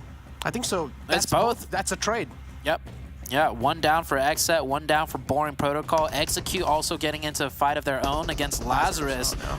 Yeah, Execute definitely not looking good. 2v3 situation, and that's a clean wipe.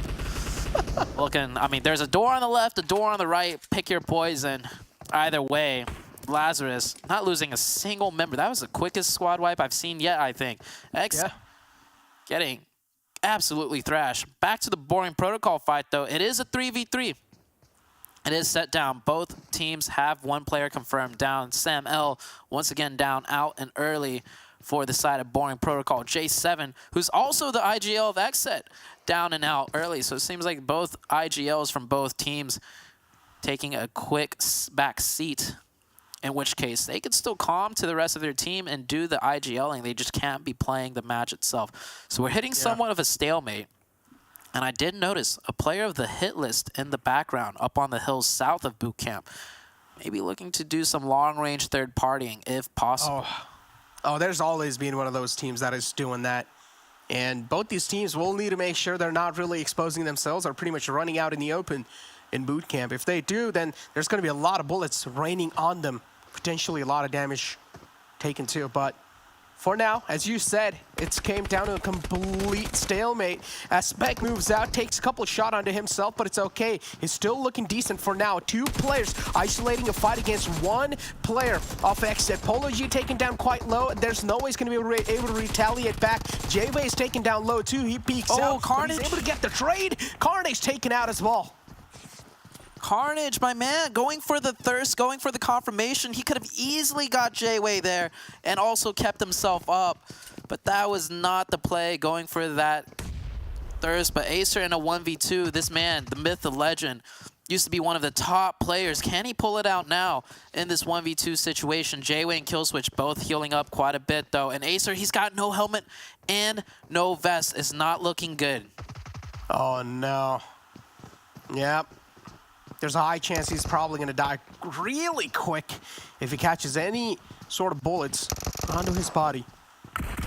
Oh, Killswitch has the ump in his hands, and it's not going to be that difficult of a task for XSET to shut down this final man. And he upped the reset there as well. Now it's 3-on-1. A lot of pressure on Acer. He manages to take out JV, but that's all he's going to get. XSET pretty much winning this duel, proving Boring Protocols unparalleled. A lot of rookie mistakes made from the side of Boring Protocols, and I feel like we need to talk about them. Yeah, Boring Protocol. This is the 3rd time where they've kind of lost the fight in boot camp. And like Hawks, or like vultures, just the scavengers right now. Once again, it's Mezexis looking to get some elimination points for themselves. And this is going to be a repeating pattern for as long as XSET and Boring Protocol fight. So, I mean, I almost feel like Boring Protocol should look for another drop location. It's going to be interesting to see what they do in the Super Week. And of course, we still have one more Sanhok match. So maybe in this next one, we might see Boring Protocol drop elsewhere if they're going to continue to fight this. And I feel like, yeah, you mentioned rookie mistakes, and I definitely have to say, if Carnage did not go for that thirst, that was an easy knock onto J-Way, and it would have been a 2v1 situation, and they could have also reset and revived Spec. Here we see the fight between Lazarus and Execute, and well, that was super one-sided. I think 2 of the Execute members didn't even drop in an area where they could manage to get any weapons. True. It's just the confidence issue, as you can see.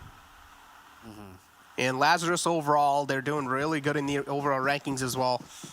So they have all the confidence. They're probably feeling on Cloud 9 right now. Easy wipe for them. Execute, kind of struggling there. K19 Esports, one of those teams. This game matters a lot to them because they're in the bottom 4. And if they're not going to be able to step up their game today, then hey, week 1, out the hands.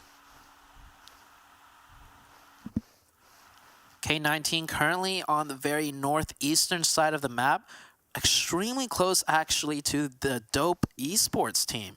So both teams really need these points. Dope Esports sitting in 18th overall with 28 points, and K19 2 points behind them. With them being so close to one another already at the beginning of the Sanhok match, we might see a fight break out between those two very soon. 19 Esports, meanwhile, even further east of them. So the 3 teams that we want to pay attention to are all on that northeastern side of Sanhok. Look at Shifan. Just waiting patiently for a little glimmer of enemy presence. He does sense someone is there, but Midnight too is not really stepping out because he's the final man for BTOWN. Ah, such an unfortunate start. Midnight all by himself. All the rest of the players from BTOWN, they have their eyes locked on Midnight. A lot of hopes from this man as it's the final day to try and qualify in the Super Weekends. you know what this tells me about Nova? They do the VOD reviews. They do their research. Because 4Bros is not playing in this match, they don't just drop 4 people in Sami to start looting. They're doing a 2-2 split off the beginning of the match because they know they're not contested in Sami, which is more towards the west. And they drop 2 players around here specifically to camp and pick up some eliminations on BTOWN. You see BTOWN's down to 1 and Nova already have 2 elim points. So this team definitely knows how to maximize efficiency based on whatever they study in their downtime when they're not actively playing the game itself. And, well, if you're going to try and be the little brothers of the back-to-back PMGC, you know, global championship team of Nova off in the, you know, side of China, you better be doing all of your work in and out of the game. Oh, why is he staring at the stock like that? Interesting. But yeah, exit. All the 3 players have found.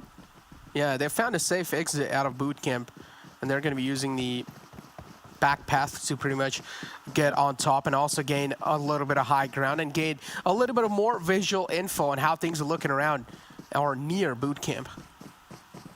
I love this play by XSET because they're adapting. No longer are they trying to rotate further into the circle leaving boot camp, because the last 2 times they did that, another team stepped up in front of them and set up a trap for them. So this time around, XSET's actually going to exit further out to the edges of the circle because they already know. You can see right there on the mini-map, Mezexis has circled in front of them to where Boring Protocol was the other day. And even beyond that, the Hitlist is already set up further into the circle itself. So they are winning the fight in boot camp, and they're also starting to adjust to the potential, you know, teams of camping them out after they finish their fight. So really good and really smart out of XSET. Look at Team Chosen, though. One of the men is separated out, and Lazarus. They're quite close to that separated man right there. I'm pretty sure the separated man is pretty much just going for the Mets, and Team Chosen is probably going to go for the heal strat right there. HQA, though. They're taking a lot of damage in this fight, and Mezexis makes a lot of sense. The amount of confidence this team has to push this compound is because they've already found 2 knocks. They know maybe there's a chance that the other man was taken up, but it's okay. They have gotten 1 confirm knock, and they're going to try to convert it into a limp point, and that's what they exactly do. Taz trying to scout around the entire HQA squad. They're making sure they're keeping their anonymous factor in the game. I think Mezexis might have thought this was XSET, because we saw how aggressive they went off 1 knock. They probably thought it was only 2 players up, but after getting that confirmation, they know it is HQA, and they might actually slow down their roll.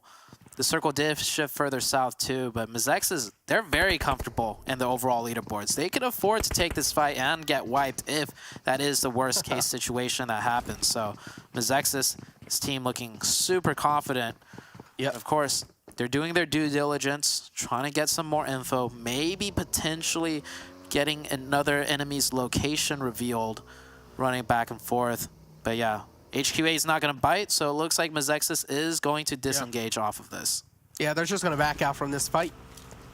Mature decision, I would like to say, from the side of Mezexis. Oh, I thought he was actually going to switch to that M249. Could have been an interesting choice of weapon, but that's going to be a no for now. But, oh, that's in the open. There we go.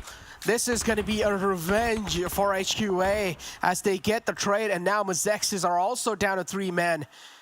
And the man's just trapped behind this little tree. Now he has to make a smoke pathway, and that's what he exactly does. HQA, they played that to perfection.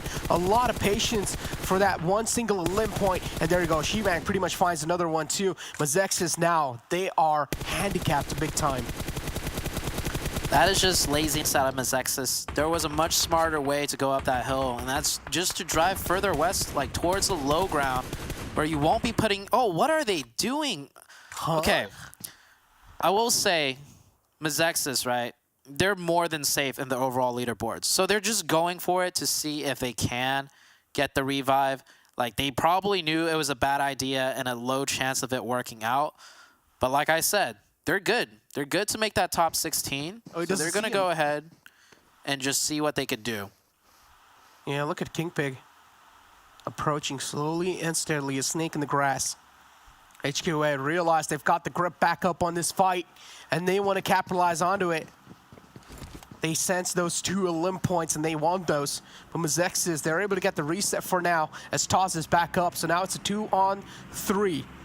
Still pretty doable scenario as King Pig's out in the open. If he gets spotted, that's going to be it pretty much for King Pig.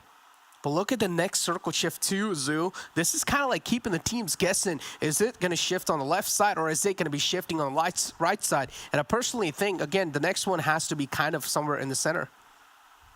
Most likely we'll see both islands still in play.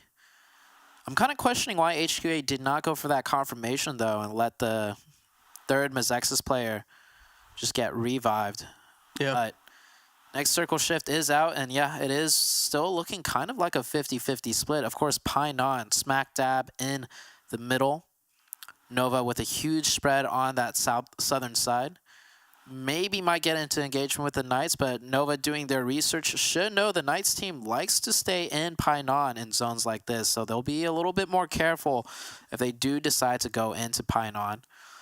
And the teams that we really want to look at, 19 Esports in the Northeast with Dope also in that northeastern area, and of course, K19. All 3 teams that are on the chopping block right next to each other still. Look at this, man. Nova and Knights next to each other. This has to be a legendary fight if it does go down. But Knights, they have the prime positioning right now. Right in Painan.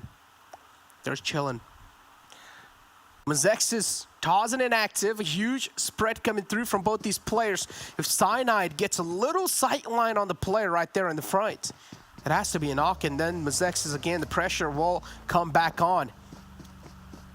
It seems like Mezexis, they just want to be quick on their feet. They want to be as proactive as possible. Book a slot for themselves in the next zone in a way much more comfortable fashion. Team chosen, what is that? Oh, Gachi misses a lot of shots with the Uzi. He isn't really able to get the knockout, but it's okay. At least he's safe. Yeah, I think if he had the M4 out, that might have been a potential knock. Fortunately, he had the Vector out. You do not want to try and spray at a car with a Vector. Just not the ideal weapon, but oh, here's Mezexis. They did indeed crash into Painan and Xenos. Wow. Well, they can win there once. Oh yeah, Tensa with the angle though. 3v1 situation. Taz? I mean, we see Mezexis. They're not a team to be just, you know, counted out. They got the skills. They have the gunpowder. So there's a chance still that he might pull out something big. Oh yeah, he might, but nah, there's 2 players charging forward. It's going to be quite tough. So Taz taken out. Mezexis in 14th place, eliminated on the map of Sanhok. As you said, they have a little cushion to work with, so it's okay. It's not going to matter a lot for them. They also got a couple of elim points, 2 elim points for themselves, so at least they got something. 19 Esports. Able to keep 4 up this entire time. Also managed 1 elimination point. So a decent start. But they're on the low ground. If the circle goes anywhere further west, they're going to have a tough time traversing this giant hill. You already see the Panthers set up on the southern end of this hillside. Panthers with 1 elimination point as well. It does seem like they are well aware of 19 Esports' location. So it's really the Panthers' decision on if they want to continuously gatekeep 19E or not. Now they definitely know of each other's position, and the circle goes hard shifted all the way to the western side. Definitely not good for the 3 teams. And also Hitlist, right? The Hitlist, K19, 19 Esports, and Dope. That circle has completely screwed all 4 of them, and they're going to have to fight their way in. Oh, they're going to have to, including Team Panthers as well. So now 19 Esports, this game matters quite a lot, but Team Panther with the high ground over 19 Esports, the rotation out from this spot, safe and sound, is going to be really tough. But I also feel like, Zoo, we haven't really been given enough credit for a team like the Panthers because they deserve a lot of credit. But I'm going to hold on to my words for now as HQA is going against Dope Esports, another one of those teams that is on struggling phases. But if they put on performance like this, that struggle might just fade away. Almost got that 2-piece right there. The knocks are getting stolen, though, however, by XSET. So Dope really needed all of those points that they could get. I think one of which was stolen. I think Dope might secure Yeah, they only got 1 elimination points. They're up to 2 total right now. Maybe they picked up 2, both from HQA, but Blue Zone closing in. Dope's got to keep moving, and there is a huge amount of teams on that northern side for Dope to try to navigate through. K19, another team on the chopping block.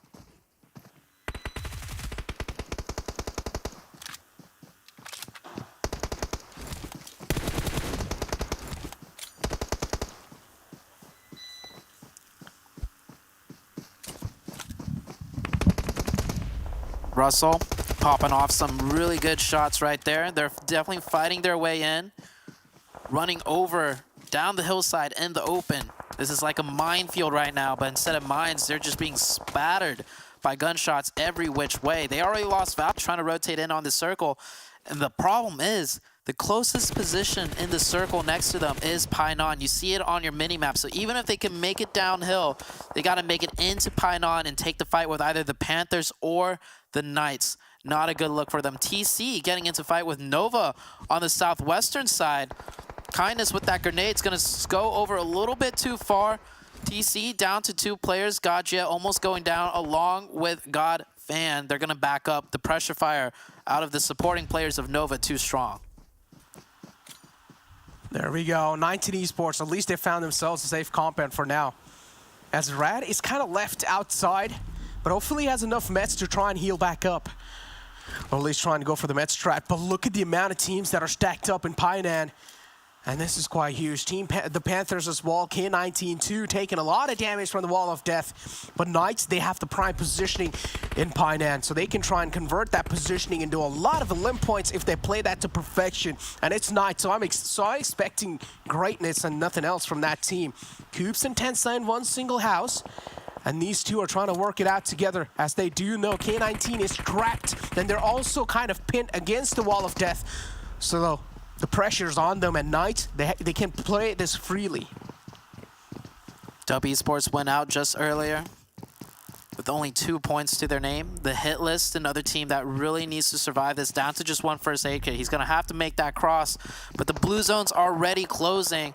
The Blue's going to end up taking them out, and if they go out in 11th, that's not even any placement points, really. Cyanide, a bad performance for them as well. Yeah. Out of all the teams that really need the points, only 19 Esports has managed to find a way inside the zone. With the way the circle shifted, it completely decimated all the teams that really need the points to break it into the top 16. The Knights fighting their way in. Killswitch backstabbing one of them. Killswitch, no meds left, only 2 bandages. Tensa has his eyes set on. It is not looking good for Killswitch. He should be going down here, and indeed he does. We're down to 6 teams already. 6 teams already, and look at Lazarus too. They have a lot of visual info with the high ground they found themselves in. Team chosen alive too. 19 Esports, they realized the depth of the situation. They knew this is a really important game for them. But for Knights, is the only man, final man alive. Chico barely makes it back to safety with a sliver of health, and he's going to be able to patch himself up. And 19 Esports, Salty, kind of out in the blue zone. He's trying his best to patch himself up. For Wamps too, it's Swins trying to go for a med strat, and same thing goes with XSET as well. JV is still out there going for the med strat as well. So many teams in the outskirts, but 19 Esports, I like the strat they're trying to do here. They have Salty pretty much trying to confirm those positioning points while the rest 3 players try to get that chicken dinner. TC, another team that was looking a little bit shaky, making it into the top 16. It's looking like a good game for them, able to keep 4 up into the late game. 6 teams left. 19 Esports, 3 eliminations. Salty does go down to that play zone. That was the man doing the med strat just in case the rest of 19E couldn't find a way in. So that is perfectly fine. 19 Esports down to 3. We're going to see a big fight between Lazarus and TC. I feel like a 19 Esports with only 3 players, they could definitely chime into this battle as well. Oh, they can. And look at the Chosen. They have no other choice. They'll need to try and fight this out. Landland, he finds the opening. The rest of the players from Lazarus are quite low, so Landland's going to have a little bit of advantage in this fight. Catches out the man. Pretty much trying to ejecting out from the car, and he's going to be able to convert that to a nice wipeout coming through from the side of the Chosen. A beautiful grenade by Landland. Complete damaged all of the Lazarus up, and that was a clean finish. Now we're down to 2 teams, 19 Esports versus TC. TC has the positional advantage, I feel like, as they are more higher up on the high ground, and they have 4 players, 19 Esports, all stuck in one area. This should be an easy win for TC, but 19 Esports, they really need the points. So just through sheer determination alone, there's a chance 19 Esports might come out on top. Oh, there is a chance for sure. Look at the spray from the Chosen. He's going to find the opening.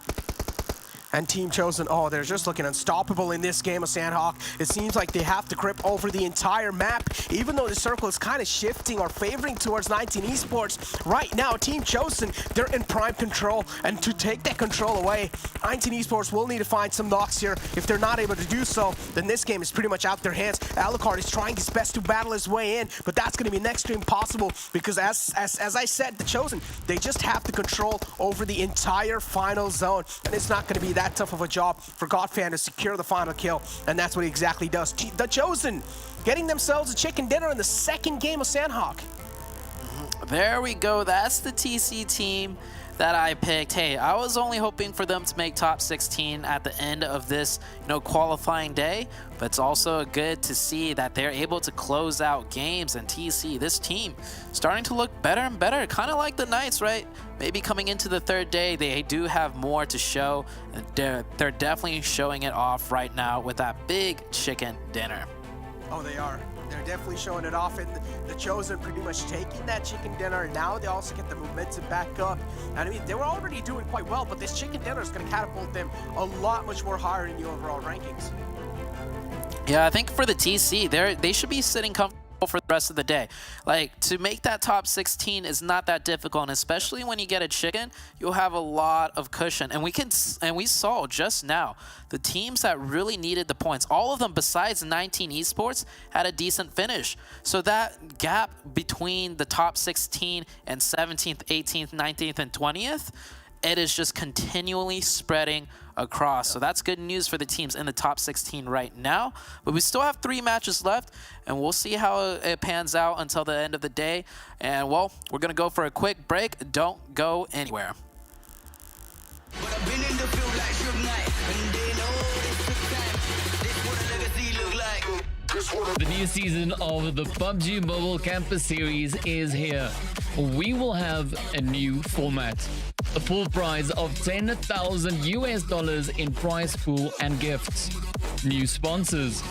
We are back from March 28th to April 17th with 2 qualifying weeks, 1 semi-final, and 2 days of finals. Don't miss your chance to play against the best college teams in the United States and Canada. Register from March 11th to the 24th.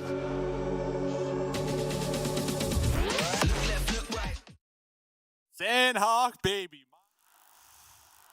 Candy, of course, everybody knows that. Shout out to everybody out there watching, and shout out to Monster Energy, our official energy drink partner here for PMPL NA. That's me reenacting me drinking one. So Glitter in 7. Glitter in 7. Sanhok, done. We got another Sanhok later, so we'll keep tabs on that one. But the Chosen finally showing up here, trying to secure themselves a spot for Super Week in #1, Glitter. Yeah, I mean, this is a massive performance for Chosen because they were one of those teams that was kind of close to the bubble, right? They were safe-ish, but not 100% safe, and this is definitely going to be nailing down that positioning in those leaderboards for them. So massive chicken dinner for the Chosen. But Knights, this is what I'm starting to get excited about, 7. The back-to-back consistency out of the Knights and the 19 Esports, the other bubble team we were talking about, stepping it up. Yeah, I think this is huge for 19 Esports. This was a team that even before this match, you heard me talking about them, they had just dropped off the top 16, and they had 1 less game played than some of the other teams that were ahead of them. For them to come out and put on a statement like this after, listen to this, Glitter. Before, they only averaged about 3 points per game, okay, before today. So for them to put up 16, that is massive for them. And more than likely, that performance is going to cushion it and is going to probably put a lot of pressure off their shoulders. We go here towards the second page. Dope Esports LLC with only 3 points. honestly a surprise for me because this is one of those teams that it's currently on the fight for top 16, and they need to get those points. And another surprise for me was Boring Protocol. They continue to pretty much hot drop with XSET, except they keep going back and forth here, Glitter. I'm wondering if maybe in Super Weekend we're gonna see them just finally be like, okay, you know what? That's now that League of Play is over, and now we need to actually focus on Super Weekend. Let's not hot drop there in boot camp. They might. You know who else was kind of far down on the list we said needed to have a strong performance today was BTOWN, though, in that Sanhok match. But now we're taking a look at our damage for this match. And this is it's pretty even, but it's also very high, which we love to see because it is Sanhok. Things get a little bit crazy. I mean, XSET, though, over 1,300 damage. Chosen, very, very close, but I'm looking down at the Novas and I'm looking at the K19s because and Mezexis because you've got such high damage output, but they're not converting on those elims. Yeah, when you talk about converting, Knights. I think Knights finally decided to showcase some of their skill because from the first match in Miramar to now this Sanhok, we're starting to see more of that fragging power finally show up. And then we have from Lazarus, a man that we definitely got a chance to talk about a lot in the first day. It's going to be Fierce. He gets 600 damage, 4 elims. And look at this, Glitter. We talk about how Tensa was a great addition. We talk about Xenox, we talk about Coops. But Chico, to me, has been a player that can be very, very consistent for Knights with putting up 433 damage with 5 elims, Glitter. Listen, do you see the size of the shoulders on Chico? Okay, they can fit a backpack, and he's ready to carry people if need be. Right, Dave? Yeah, respect. And I like this this Chico that we've been seeing here. I know it's only 3 days so far for this PMPL, but last season Chico was kind of that support player. But now that Chico has these other 3 really strong players from North America on his side, I feel like that allows Chico to kind of flex a little more in his role. So we are starting to see Chico kind of come to form here. And talk about who we didn't see execute. We saw for about 30 seconds this game, and yeah, not the best games here for them, Glitter. Yeah, Lazarus was not about to let them kind of push them off of that drop. Lazarus, though, and we got to give a little bit of love to Lazarus because they've been our top team for the past 2 days, and now on the Sanhok match, they have yet another strong performance, and it felt almost quiet, but they good form, Seven. Amazing form. I mean, as I said, some of these teams are starting to get into form for the first Super Weekend. They are going to have a day break right in tomorrow, and then we come back Friday.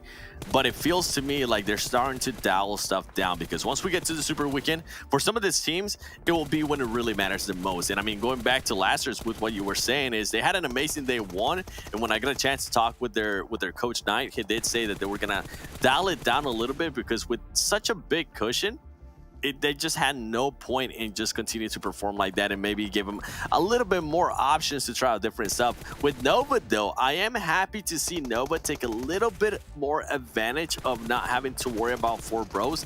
They didn't really take full advantage of the way that I would have liked, Glitter, because they only ended up with 1 placement point, but at least they were able to secure 3 elims. Yeah, and that was kind of reflected in that damage output. It's at least an upward trend. It's definitely not that 17 elim chicken dinner we saw out of Nova on day 1, but I really think that what we're seeing right now when we're specifically talking about Nova is that this map is genuinely a weakness for them. I don't think Sanhok is where they feel comfortable or where they even look comfortable, so at least they can figure that out early on and potentially work on that between now and the Super Weekend or just by the end of the season. One thing to point out with Nova as well, real fast, is that Shifan has been replacing Rin. We thought it was going to be Koi that he was going to replace, but it has been Rin, and Rin is usually a great player, Dave. Yeah, that's nothing but facts. So we might see them flex them out here as we move forward into the Super Weekend. But I know Glitter was watching 19 Esports. We are cheering on 19 Esports today. What are your thoughts looking at this graphic here, Glitter?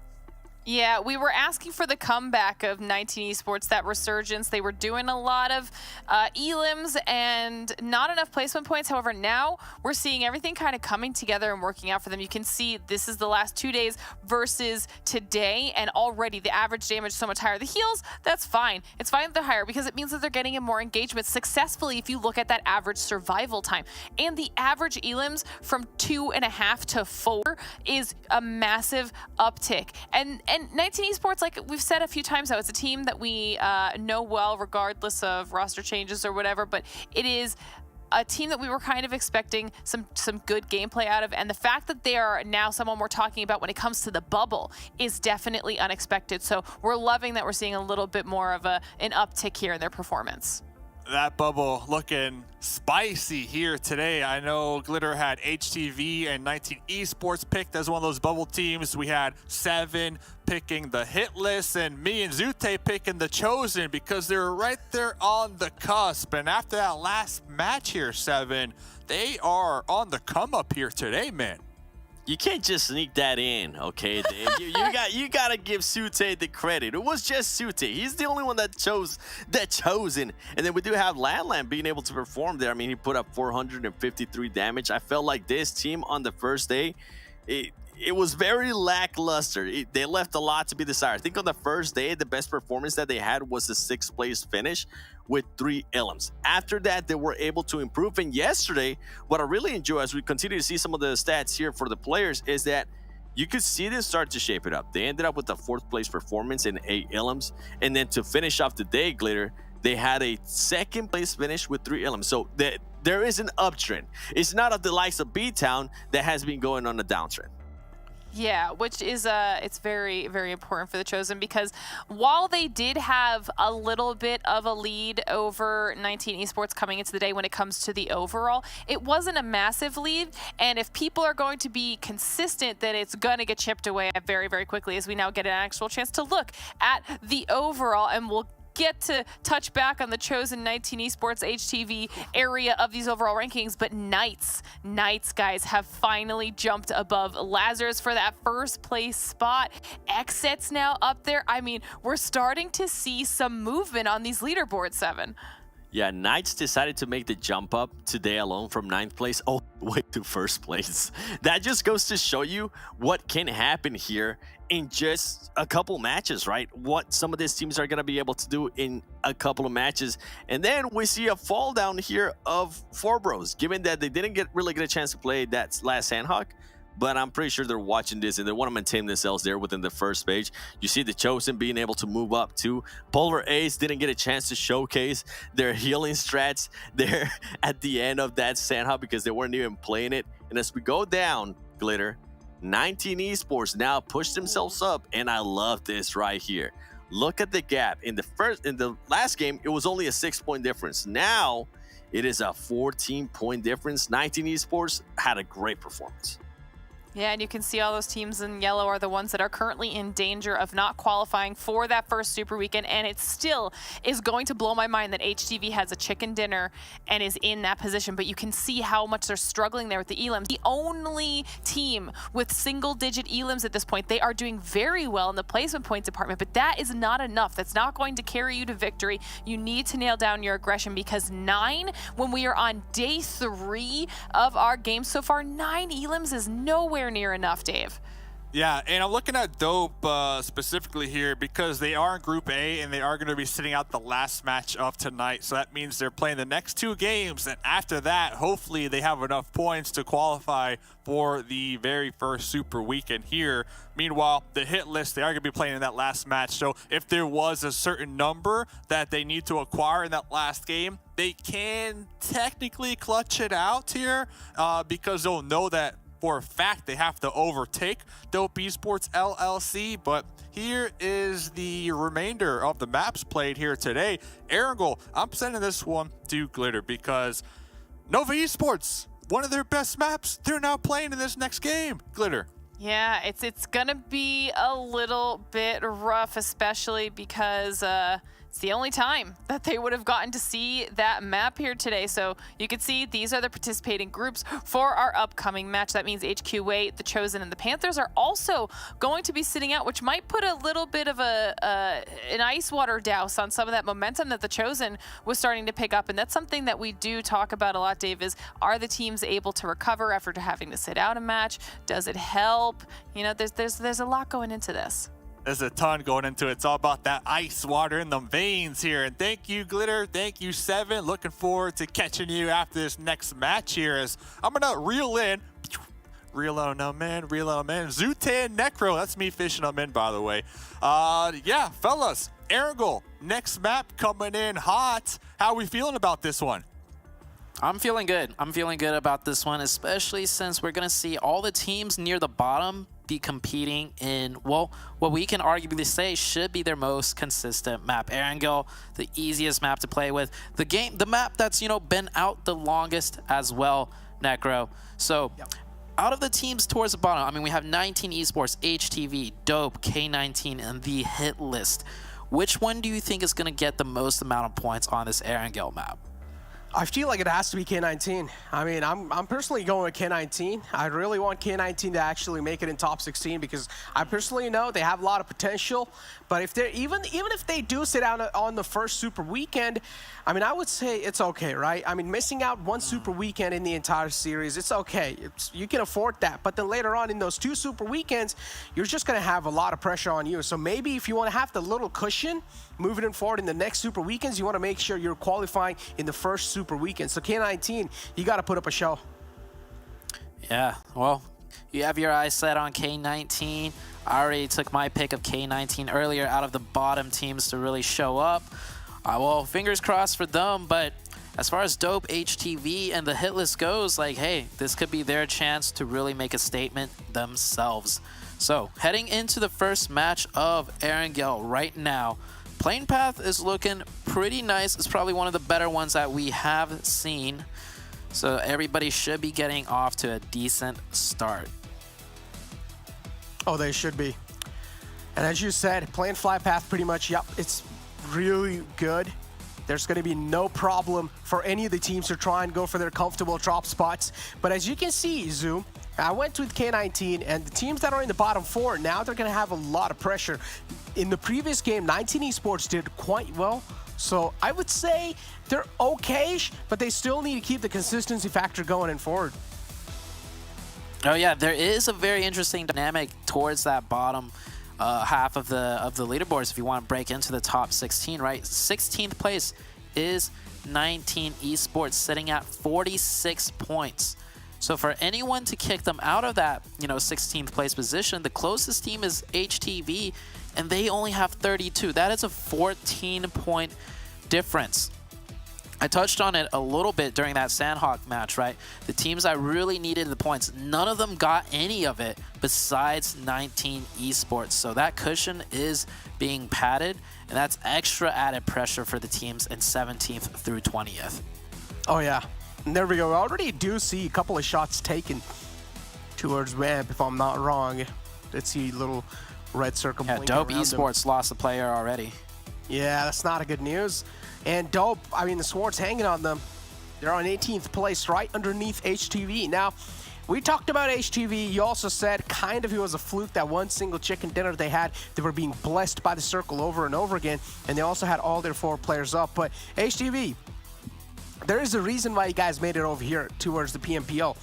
And they all need to start proving that. Why is the reason what they've got in them? Because if they don't, I mean, we're already at the 3rd game. That means 2 more games after this. Dope Esports in the hit list. They've already played 10 matches. This will be their 11th match, so they're actually 1 game ahead of HTV and K19 also. So that's added benefits to HTV and K19. But what it really comes down to, I feel like, is we need to set our eyes and more focus on to 19 Esports. Because in a way, not only does the 17th through 20th place teams need to do well, they also kind of have to rely on the fact that 19 Esports starts dropping the ball at this very moment. Because if 19 Esports keeps on performing, that point gap is just going to keep widening. And even if HTV or any of the other teams play catch up, they're going to have more and more, you know, a harder and harder time to break it into the top 16 as long as 19 Esports keeps on getting good games. And you know, there's one team that has been slipping under the radar, and they're also doing really good. They haven't really been getting a lot of limelight. Now, if you look at that in the longer run, that's really good for the Panthers, because as I said, they are being slipping under the radar. The way they play is just so consistent. They're able to get those points for themselves. And the Panthers, they're not even having any kind of like pop-off moments. So that means a lot of teams, when they try to do research, Team Panthers, there's a high chance that they might just slip under the radar. But the way they're playing so far, it's just pure consistent. They like to prioritize positioning first and then go for the elim points. Yeah, the Panthers, you brought it up last game. It is a team that we should, you know, take a look closer at. I mean, I feel like there's a lot of teams that we need to take a look closer at. You know, one of which being Mezexis, that really started popping off. WallStreetBets, another team that no one really, you know, had their eyes on, that started to do better and better. And by the way, the Knights right now, overall, are in first place. So after those good performances by the Knights, like we saw on Sanhok, they weren't at the very end of the match, but the Knights actually got a lot of points in that Sanhok match. And just after one day alone, after a couple of games, the Knights put themselves back up in the first place overall. So, I mean, we were counting the Knights out, or not counting the Knights out, sorry. We were questioning the Knights, but the Knights are definitely improving. Hey, not me. Okay, fair enough. I retract the we statement. I in particular was a little bit sketchy on the Knights, but you're absolutely right. I think they're just saving it for the last day to bring that momentum forwards into the Super Weekend.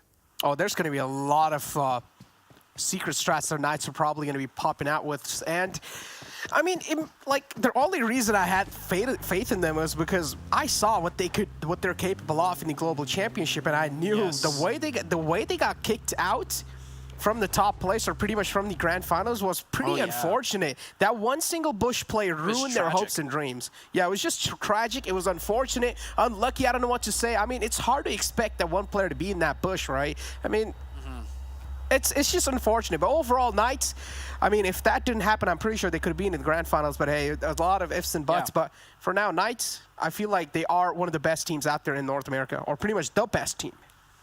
Just to, you know, take a little bit of a trip down memory lane, as we do have the camera on the Knights. Yeah, it came down to the very last game, the qualification for PMGC West, right?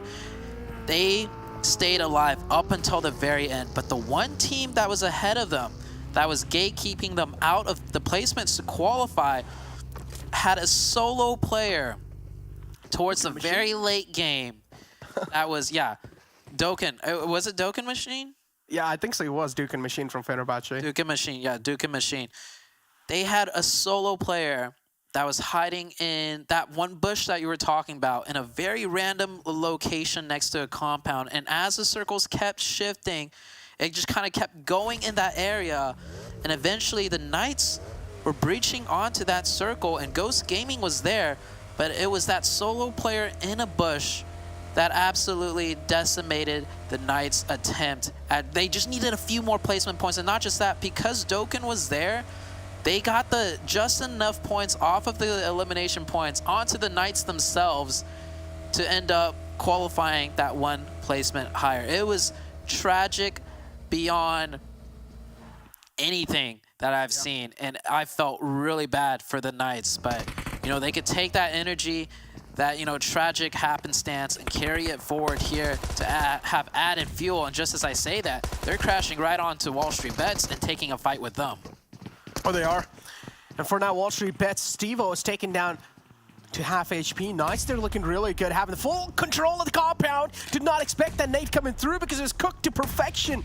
As soon as it bounced off the wall, it blasted right in front of Chica's face. So Chico now taken out from here. It's a 3-on-4 situation. Knights in the front. Where are the rest of the players of WallStreetBets? Oh, I do see them closing in with those vehicles, so at least now the cavalry is here. And those two players, they're not straight up gonna go to the compound. Instead, they're gonna go for a proactive placement, and they're gonna try to get the high ground over this entire fight. Yeah, I would like to see WallStreetBets send at least one player down from the backside.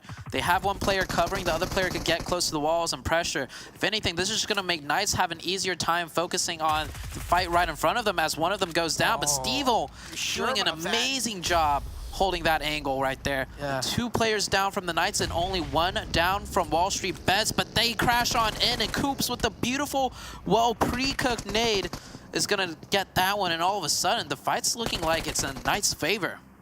Oh yeah, now it is, but there's 2 players down from this, even from the side of Knights, so it's a 2-on-2 situation if I'm not wrong. Yes, it is. Another player goes down, and Draco taken down. So now it's 24K up. Still, it's all down to that one last man alive. As it's a 2-on-1 situation, they're trying to clear each and every single angle out. They don't exactly know where the final man of WallStreetBets is. Oh, they got to revive Chico. Chico's bleeding out. Oh, they get the tap onto Chico at the very last second. So Chico, look at that HP on the top left. Chico, yeah, it's not even visible. You know Chico was screaming at his teammates, I'm dying, hit the revive, hit the tap on me. So they get that one. So the Knights are going to be able to get a full reset, and there's no way 24K, no matter how bright he's shining, no matter what his gold value is in 24K, there's no way he gets this 1v4 on the Knights. Oh no, he sees his teammate bleeding out in the front. And what is he going to be doing in such a tricky spot? He's also being isolated, doesn't have any cover to play with. And Coops with a really good positioning on top. He's going to shut him down. And also a little BM shooting his dead body. Oh, all right. This is Super Weekend, and pretty much, I'm telling you, Super Weekend's going to be really good already. By the way, the circle has shifted, and I think the Knights got kind of lucky that they didn't get third party. They're in literally the most desired position on the map in a circle like this. I don't know how many of you viewers watching have watched mini tournaments before, but if you're a veteran of the PMPL, PMGC experience, you already know where the Knights are set up right now. That is the best position in the game outright. Look at this, K19, oh, the game was important for them. And already starting things off, kicking things off on such a bad note. This has gotta be hurt. This has gotta hurt. 2 players alive for K19. A lot of burden on their shoulders for sure.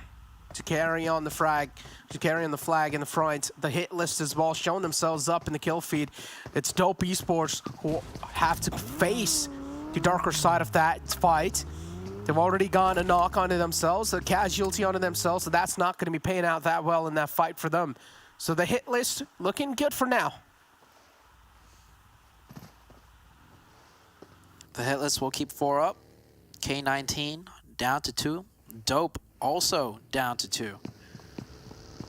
And 19 Esports, by the way, they still have 4 up with 1 elimination points to their name already. And of course, it would be the hit list and Dope potentially getting into fights. Somehow, the teams near the bottom just keep gravitating towards one another, and it is not looking good for Dope. It is not indeed. And look at the hit list. They're looking to make this push happen. Iconic pushes forward. Casper all by himself, isolated in that little room. But he's fighting back, and he's giving reply in his style. But that's not going to be for long.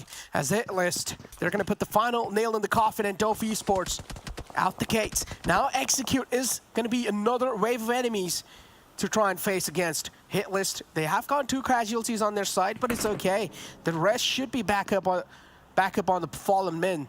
But Execute, they're going to prioritize rotation first. You might head into the northern side of this river, which is why Execute's looking to set up a position to get that bridge access rather than taking that fight. A lot of teams on the northeastern side, and a few spread out around the bridges. We see 19 Esports, one of the teams we want to keep an eye on, doing a 2-2 split, and wow, that's a circle shift and a half. We still have the northern side and the southern side, but those few compounds, especially the one Boring Protocol is in, the one that Knights is in, oh, things just got a lot more hectic for them. Also with 19 Esports doing that 2-2. Are they going to keep that 2-2 though? It looks like they are going to regroup back towards the George Pool Crates area. Boring Protocol find themselves in luck. They are being graced by the circle. Knights in the front.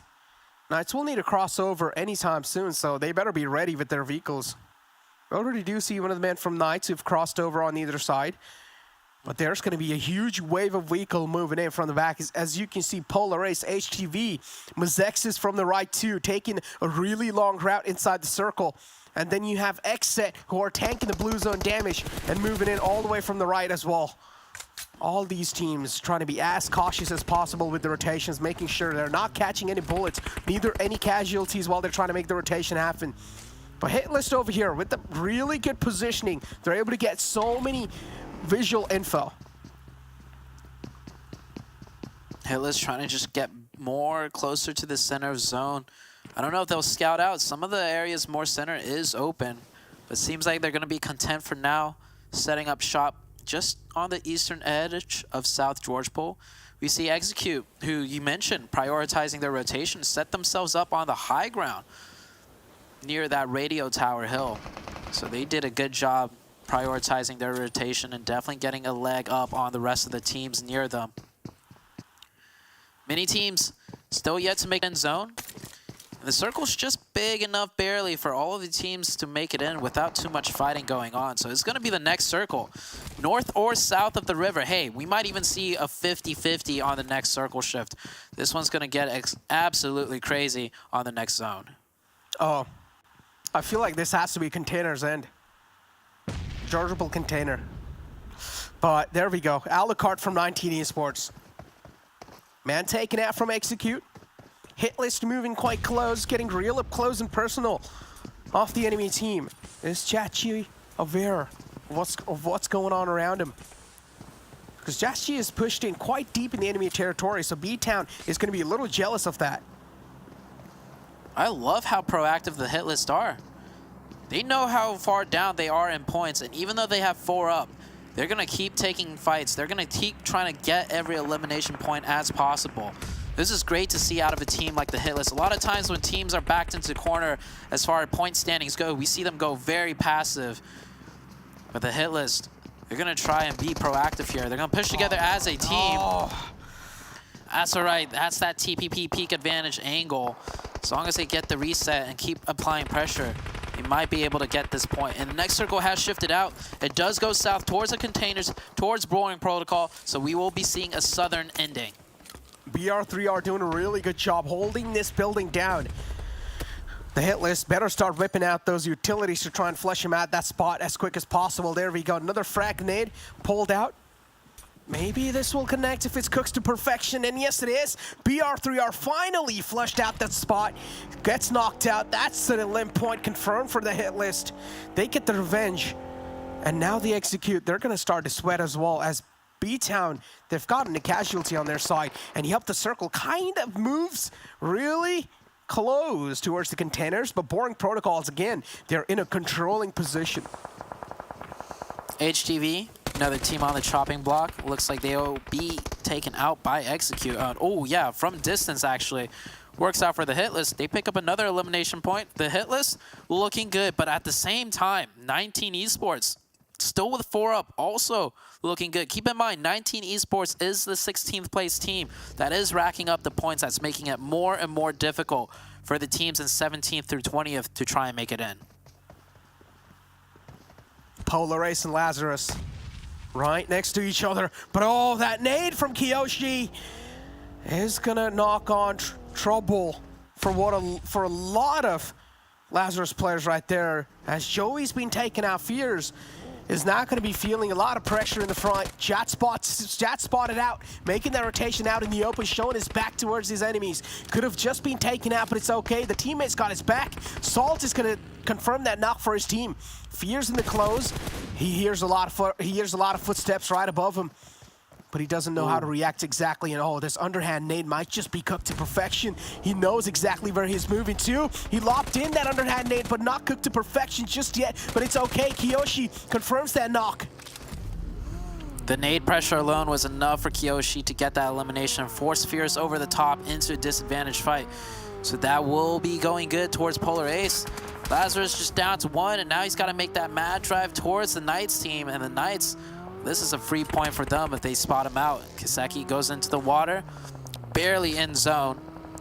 Polar Ace, they still got to find their way into the zone themselves. Up to 5 eliminations, Polar Ace looking pretty good right now. They found themselves barely on the edge of the zone. Not really a great spot because Knights is in the front. They're trying to hold them off. Lazarus, they're barely able to make it on the other side as well. So Knights currently, they're just making sure they're holding teams off at bay. Xenox finds another one onto Mezexis. Mezexis, they're single-handedly getting shredded by Coops and Xenox. They have no reply for this duo right here because it's a deadly one.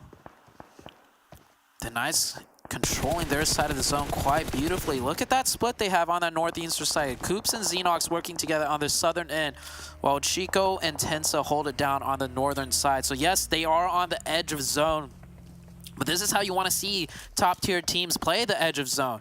Not just clumped up together on a tiny bit, but spaced out to control as much as they can. And with that circle shift, the Knights actually preemptively clear out that eastern side of the zone for themselves. So great job out of the Knights. And Boring Protocol, they have that mountain, or not the mountain, they have the only compound left, and Four Bros got the mountaintop all to themselves. They do, but Boring Protocols, again, they have a really good positioning. Imagine the amount of teams they can try and hold off at bay, make sure they're not able to breach through in the circle. Lazarus, Polar Ace, Vamp 2, maybe Knights potentially, but it's Vamp over here who have all their players live and who are looking to dominate the entire northern side, as Polar Ace is down to only one last man alive, and it's going to be Trey, who's going to have a lot of pressure. The final man alive for Polar Ace. The Hitlist will need to move in. But if they are going to try to move in, it's going to be 19 Esports who they'll have to face. And 19 Esports, they're hurt too. They're looking to get every single point as possible. They're looking to play this situation as safe as possible too. Look at the amount of damage that's being dealt onto them by the blue zone. I want to see the Hitlist utilize some of the mountain ridges next to Mount Everest. There's so many different ridges. And oh my gosh, did they really, the two of them just crash into... Of all places, they crashed into a fence. That is not the way you want to go out. Oh, that is embarrassing for the Hitlist. I will say though, I think those fences are a newer addition to the map, because I don't recall them being there before when I used to play competitive. So, hey, we talked about map updates, right? Well, that one small detail slipped the mind of the Hitlist, and yeah, it actually completely screwed them over. Oh, man. Now look at Vamp now. Looking to work off as a team. 19 Esports. This has to be a pretty much donezo game. Salty.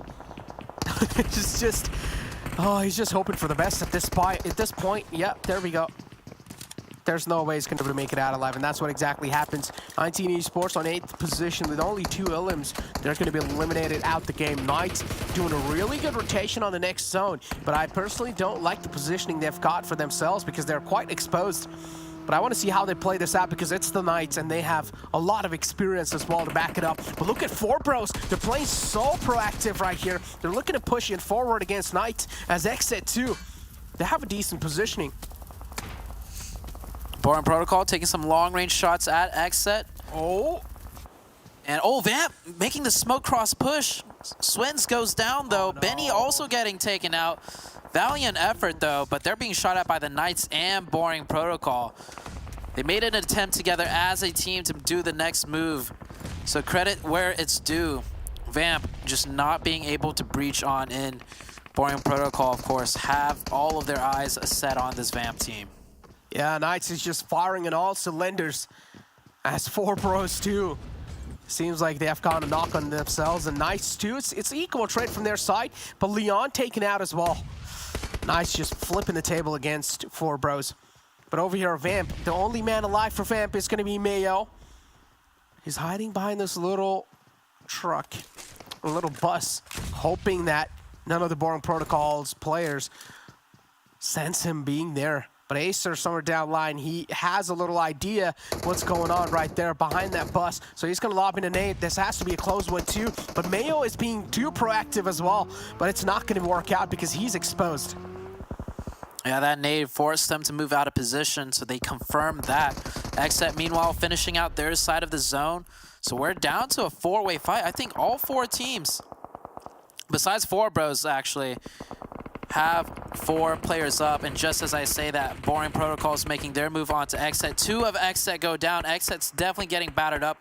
On the eastern side, we see the Knights taking a fight with the 4 Bros. It's a two-way fight between both of these teams right now. Who's going to be the last 2 teams coming out on top for the Epic Showdown? I feel like it's going to be the Knights and Boring Protocol. Oh, it has to be. Look at Carnage being so proactive in the front, all by himself. It's kind of like the lone wolf, just leading the pack. And the rest of the Boring Protocols are now following in forward. Acer as well joins him. Carnage, though, he's not scared of anyone. They're looking fearless as Knights. They're now going to start to charge in forward. Xenox is going to probably lob in some smokes, or maybe, oh, it's a nade. It's a long throw as well. He's hoping that maybe it connects. It's quite close, but not close enough. It's not going to find the mark. Barely off the mark. But Xenox, he's going to go for another shot. This is shaping up to look like it's going to be another Knights victory. They have the positional advantage. They have the high ground. XSET's still involved in the fight, though. As high ground as it is, they got to be careful because they are a little bit exposed up there with Spec with that DP28 deadly weapon. Knights still continuously raining down nades onto Boring Protocol. Boring Protocol doing the best they can to survive right now. Oh! Shoda's back in that battle and almost could have got taken down, but it's okay. Xenox finds that knock, and that knock is going to buy so much time for Knights to reposition. Crucial knock from Xenox. Samuel taken out. Boring Protocols. Now they're going to start to sweat a little bit as Carnage has found himself in the open. He's going to shot himself in smoke, hoping that the Knights is not going to be finding that lucky spam onto him. But still, for now, it's a 3-on-4 situation. Knights having the advantage. They're also having that 2-2 split. 2 players in the back, 2 players in the front. The players in the back have the high ground. With this new circle shift, XSET have to make a move. Are they going to choose to spoil the Knights or spoil Boring Protocol? Decision's all up to them. But the XSET team is probably most likely going to be the next team out, as Boring Protocol and the Knights are somewhat in the next zone. And yet Polo G getting taken out by Chico. And there's the finishing. Last 2. Oh, just makes it look so easy. Chico realizes there's a Boring Protocol now. It's a top 2 teams alive.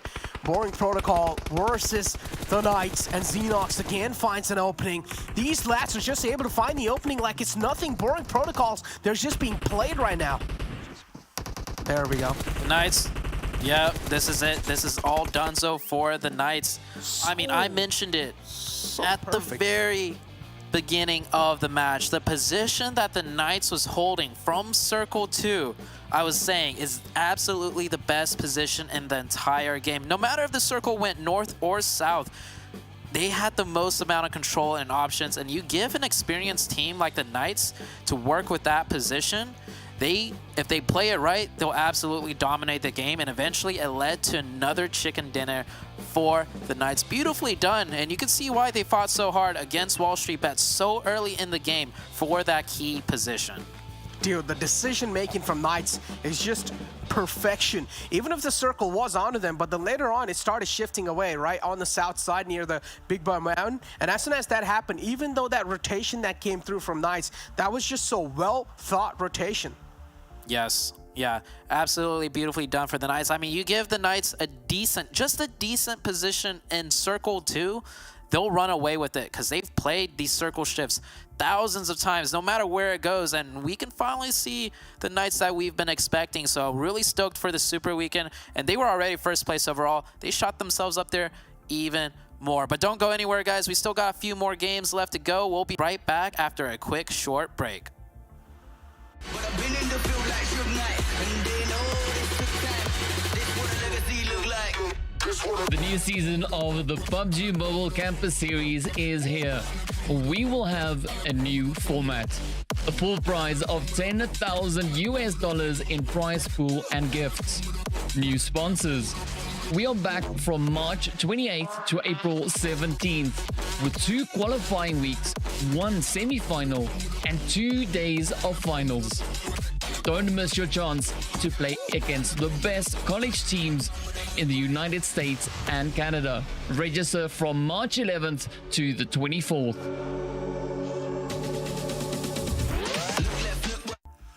Knights are dominating here, and you know why they're dominating? Because they're drinking Monster Energy, the official partner energy drink of PMPL. Shout out to Monster right there. And the Knights, momentum, nothing is stopping them here. 7. We talk about momentum here a lot on this desk. Give me the lowdown, the laydown. How does momentum exactly work? Because we're seeing it with the Knights firsthand here tonight. And I think with momentum, those first 2 days, they didn't want to just get started with the momentum. They were kind of being average, Glitter. That's something we were talking about. And you can see it right. And I think, Glitter, if I'm not mistaken, and Dave, you guys can correct me if I'm wrong, this might be the best performance of a team so far in this PMPL NA, being able to put up 34 points. It is. It is. Nova was holding the title at 17 for a little while there. Knights now with 19. I mean, this is just phenomenal performance out of Knights, and this is what we wanted the whole time, so I'm glad that this is the point that we're now at. But then the kills, the eliminations kind of get spread out from there. Boring Protocol, though, I had brought them up at the beginning of the day as a squad that I wanted to keep my eyes on because they started popping off. I mean, they had a 16 elim chicken dinner themselves, and then they kind of got a little bit quiet. So this is what we love to see out of Boring Protocol. Talking about teams that have gotten quiet, WallStreetBets has definitely become that team. We kind of saw them pop off towards the end yesterday. We saw them even get their chicken dinner too, but so far today it hasn't worked out. On the last match, they ended up being the first team eliminated with 0 points as well. But going back to what you were saying too, Dave, with momentum, I feel like with Knights, they wanted to wait until this last day. They were being consistent. That's something that we kind of highlighted at the beginning of the day, how even though they were at the middle of the pack, if I'm not mistaken, I think they were somewhere along 9th place starting today. They were being consistent with their average. They were being consistent with their elims too. Just their average survival time. It seems like they were trying out different stuff. And right now, Glitter, is when they're starting to pick that up. And it's in a great form because if I'm not mistaken, they're more than likely going to be in first place. And they're going to be able to carry that momentum we're talking about into the Super Weekend. Yeah, which will be terrifying if that's what the rest of the teams in the lobby have to deal with. Because, I mean, right now they look a little bit untouchable. And especially in this game, we actually saw lots of engagements with teams that were towards the bottom of the leaderboard doing well for themselves. I mean, throughout the highlights, we saw Hitlist and BTOWN going up against each other with Hitlist coming out on top. We saw Polar Ace going up against Lazarus and Polar Ace doing well against Lazarus. And those types of one-off fights are actually huge, Dave, because it shows that even though we do have teams that are consistently at the top, they're not unbeatable. Yeah, that Vamp and Polar Ace fight, that was something else to witness. And talk about witnessing Knights up here. We got Spec from Boring Protocol up here, 7. The damage is insane. Knights alone, this last game, they took out 30% of the lobby when we're looking at the elim point 7. When you talk about an NA duo, this is what we usually talk about, especially towards the end of last year. We were talking about Coops and Sanhok and how well they were starting to play together. I mean, alone at 12 elims. Is this? I think this is the first time, right, Glitter? Over 3K damage? Yes! This is the first time over 3K damage, but they're like, in my head, that's scary close to 4K, almost the 20 elims. I mean, dang, Knights, there are other people that need to get some points in the lobby, but to be fair, the fact that you've got an over 3.5K damage game and then followed up by Boring Protocol at over 2K, that in itself is impressive that Boring Protocol was still able to get those types of numbers with the 8 elims. I mean, very, very top heavy damage-wise, but that's those numbers. Please, give me more of that, Knights. I want more of that. Yeah, and here's a more detailed layout of the Knights 7. Oh my. It is. This goes to what I was saying. They were being consistent in the first and second day, but today they just absolutely turn it up. You can see the average damage right now. They are on something else. And Dave, hopefully you're now back on the Knights train like we were at the beginning. I never left. Because this is what we were talking about. We were talking about their fragging power, the potential this team had, alongside with the way of that they added Tensa. I mean, he's usually a known frag player, their heals too. I mean, they're being able to take on fights that either puts them in a great position and they finish it off quickly and they don't allow themselves to get third party as often. And for them to put up an average right now of 14 ilms. But you know what? I'm going to say 15 ilms. That is just ridiculous, Glitter. I don't even know what to say to that. I don't even know that we'll ever see stats like this ever again, even from the Knights. Today it's a different breed of Knights gamer right now because they have turned it up to like level 12 and no one is stopping them. So I'm excited to see how they end up closing out the day now because this is crazy, Dave. Yeah, I just figured out what that pose was from Tensa, by the way. That is Tensa acquiring all the Infinity Stones for the Knights right there. They're just stacked. They are just stacked. And another team that has been pretty consistent and surprising me personally here, Glitter, is Boring Protocol tonight. Yeah, excited to talk about them as well. Obviously, we saw Spec up there in our top players damage-wise, doing some heavy lifting for the squad. But looking at the rest of the players, I mean, you're still getting decent amount of damage out of all of that. And we got to see this a little bit yesterday when they had even more pop-off performances. But Carnage, 500 damage. Acer almost at the 500 damage mark as well. The fact that Sam L is almost at the 400 damage mark. I mean, they're pretty even across the board. And we've seen this team be such a pleasant surprise, Seven. I mean, the 5 elims and 4 knockouts on Spec. Spec right now, I feel like there's so many individuals that we talk about per team, right? We've been talking about Fears a lot for Lazarus. We obviously have Coops for Knights, and right now it is 1,000,000% Spec for Boring Protocol. It is, and with this flyover, something that I want you to notice is Spec was the first player that Knights did end up knocking down, which hurt them in a big way. I love that Tensa stay up that hill, and then as soon as Carnage shot, I mean, it was over. You had Sanhok in front of you. On top of that, you had Coops, you have Chico. When you had the whole Knight squad, you might as well just nade yourself and deny them the point. Deny the point. Maybe that's something that they're going to have to start to consider. The only thing that I have to kind of nitpick about Boring Protocol is the hot dropping on Sanhok. I don't want to keep seeing this because it goes every which way. And when we're looking at a super weekend, I don't know if you can afford that, but that is coming up on Friday. Here's the overall. Knights, Lazarus, and then XSET repping that set here, Seven. Yeah, Knights is just ridiculous. They were in 9th place at one point, okay? And I want to do a quick little call out. Nova, where you at? Okay, yeah. Where are you guys at? You're currently in 8th place. I want to see the Nova that we saw on the first. Rin too. Rin was an MVP caliber player. I want to see him again. And as we go here towards the bottom, I mean, we had to focus on these teams of what I like to call the danger zone. HTV Esports currently with 33 points. 19 Esports Glitter though. To be fair, they have been putting up great performances, currently creating even more of a gap. And the Hitlist with 33 points too. I mean, these teams are starting to step it up.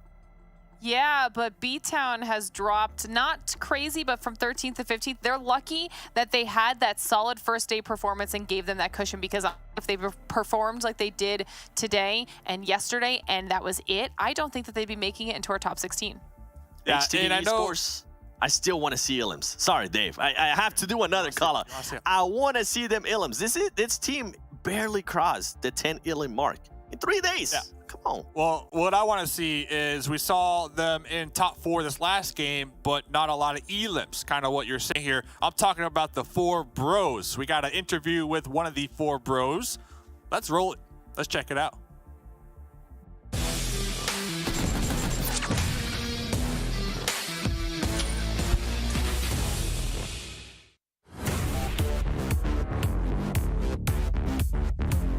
Next up is what kind of preparations did you and your squad go through before getting here? I know you guys only had like what, a month, 2 months together. What kind of prep do you do with that kind of time crunch?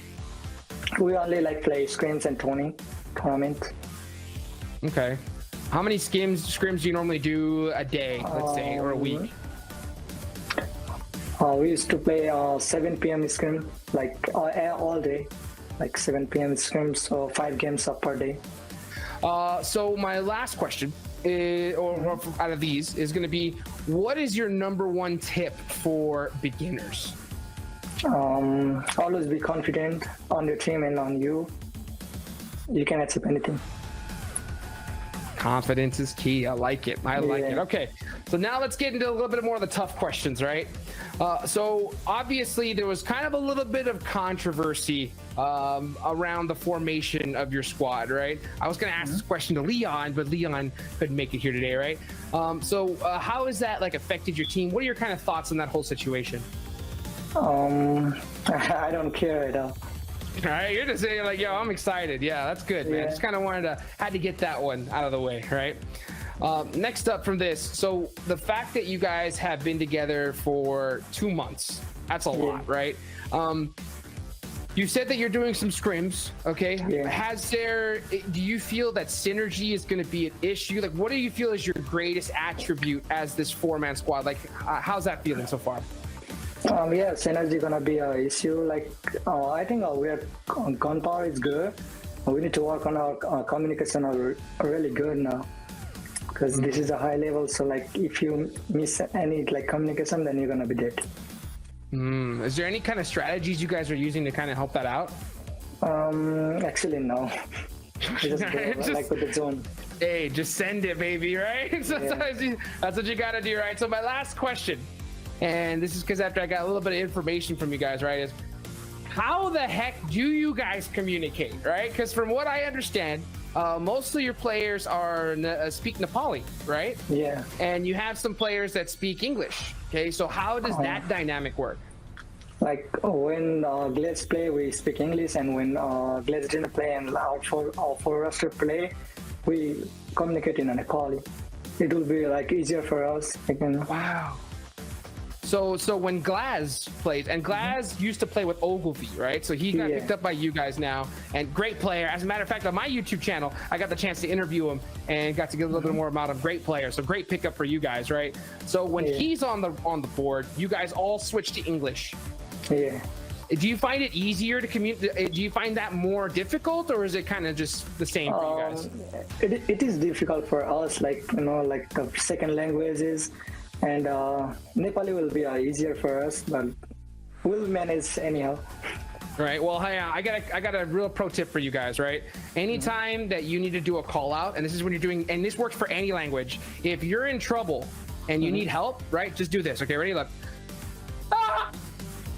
Right. Right. Do that, and I think that somebody will come running for you. Okay. Well, thank you so much, Master OP. Do you have anything else to say for the people out there watching? Thank you so much for your love and support, and keep loving us. Thank you so much. Thank you so much for your time, brother, and I look forward to seeing you on the battlefield. Yeah, thank you.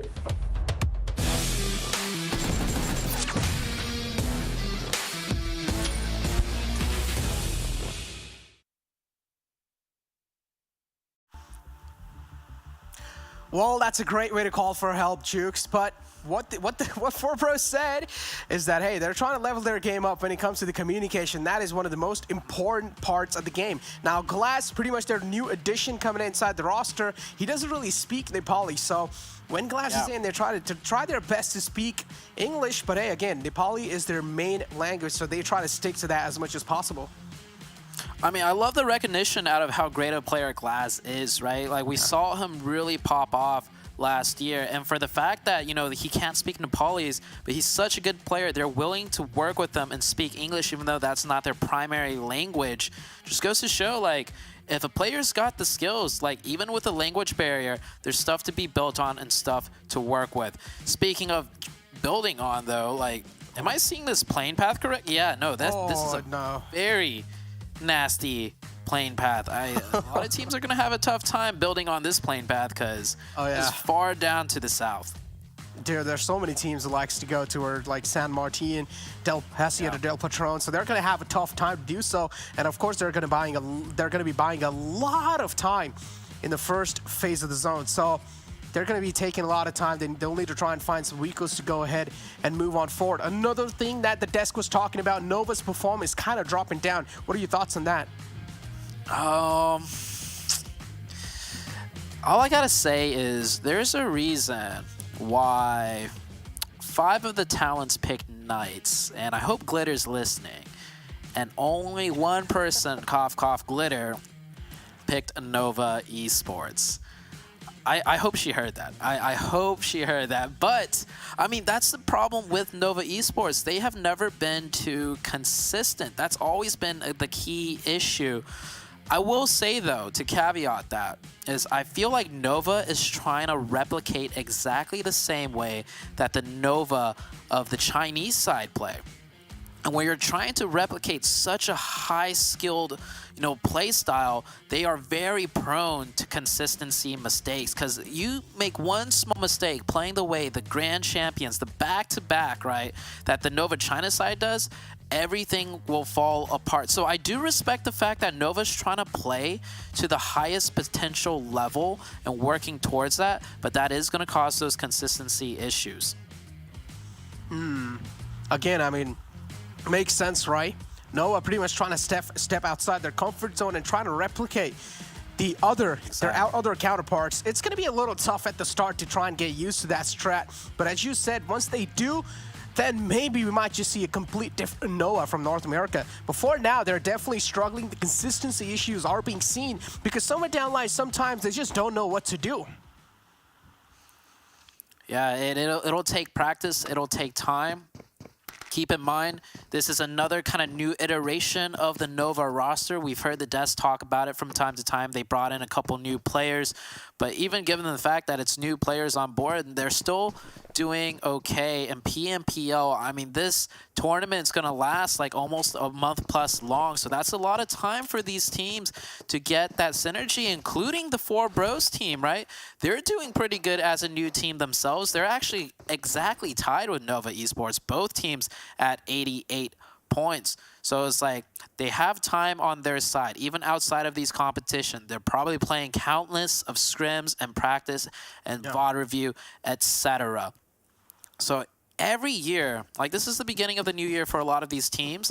Every year there's a lot of potential, a lot of possibilities with these newer players coming in, and that's the most exciting part about it, right? There's always a chance for a new team to really come out and establish their dominance and maybe make a name for themselves later on in the year when it comes to the PMGC time.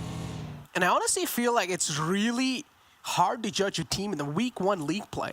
No matter what team it is, no matter even if they're not in the top 16, it's hard to judge a team just in the first week league play because you definitely got to give them a little bit more time to set up to pretty much understand how the lobby works. And sometimes we've also seen in the past the team that haven't really qualified in the week 1 super weekend, somehow in week 2 and week 3 they just start dominating, right? So there's always one of those factors as well. So you always can never guess or just judge a team off of their week 1 performance. For all the viewers just tuning in right now that might have missed the overalls, the bottom teams currently are still the same 4. We have HTV, the Hitlist, Dope Esports, and K19. 16th place, 19 Esports with 49, HTV with 33, and 20th place team with 30. So 17th through 20th is a 3-point difference, but the problem is you got to make top 16, and there is currently about a, quick math, 16-point difference between 17th and 16th place.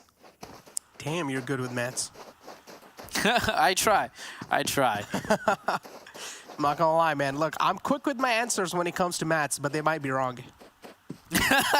You're quick. Hey, I mean, we can't always get it right.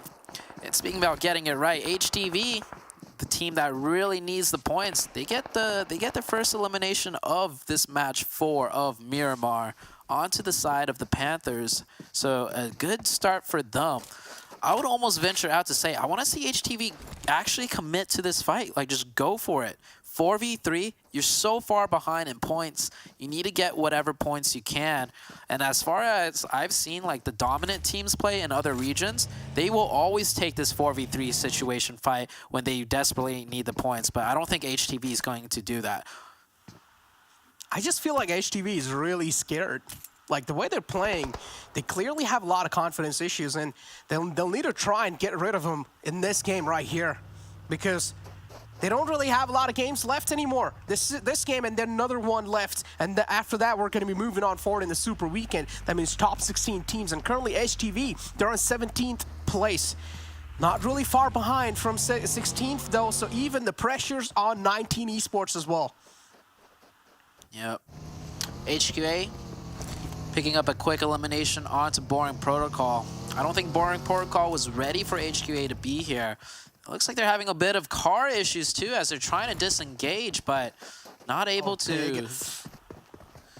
Yeah, King Pig getting really close. It does cause Boring Protocol to stop moving though, because they feel like they might be shot or pressured. So Boring Protocol is going to stop for now, which actually works out better for HQA. You see one player on the minimap setting up a different angle from HQA now.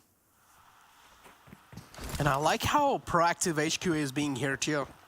They're not really overexposing themselves, but they have a really good positioning in this fight. Noah's there in the back too. They've been spotted. Nova definitely heard a lot of sound cues from this direction, so that's why now they're sniffing out some enemies. Nova are hurt too. They're looking to get some points for themselves as well, just to get a little bit of better cushion. At this point, they are pretty much in top 16. We can count them in. But look at that. We also saw a frag in the kill feed. As XSET, they have burnt someone down with a Molotov, but here we go. It seems like Boring Protocols, they're on the move as well. Shimang is a little too exposed on this high ground. He has the high ground in the fight, but that's not going to work out because he's taking shots from all the different directions. Unfortunately for Chiwang, he was not aware of Nova's position, and a lot of those shots came from Nova. Boring Protocol will finish that off, but Boring Protocol, realizing they were stuck between HQA and Nova, try to go for that quick disengage. They're ultimately caught out, and that's Boring Protocol out extremely early. Yeah. They're a team, though, that's well into the top 16, so that is perfectly A-okay for them. A team not in that top 16, though, is Dope Esports. This is their very last match of the day. There's still one more game left, but this is their 12th and final game. And right now, they are 18 points behind 16th place, that of 19 Esports. 19 Esports still has this game and one more to go.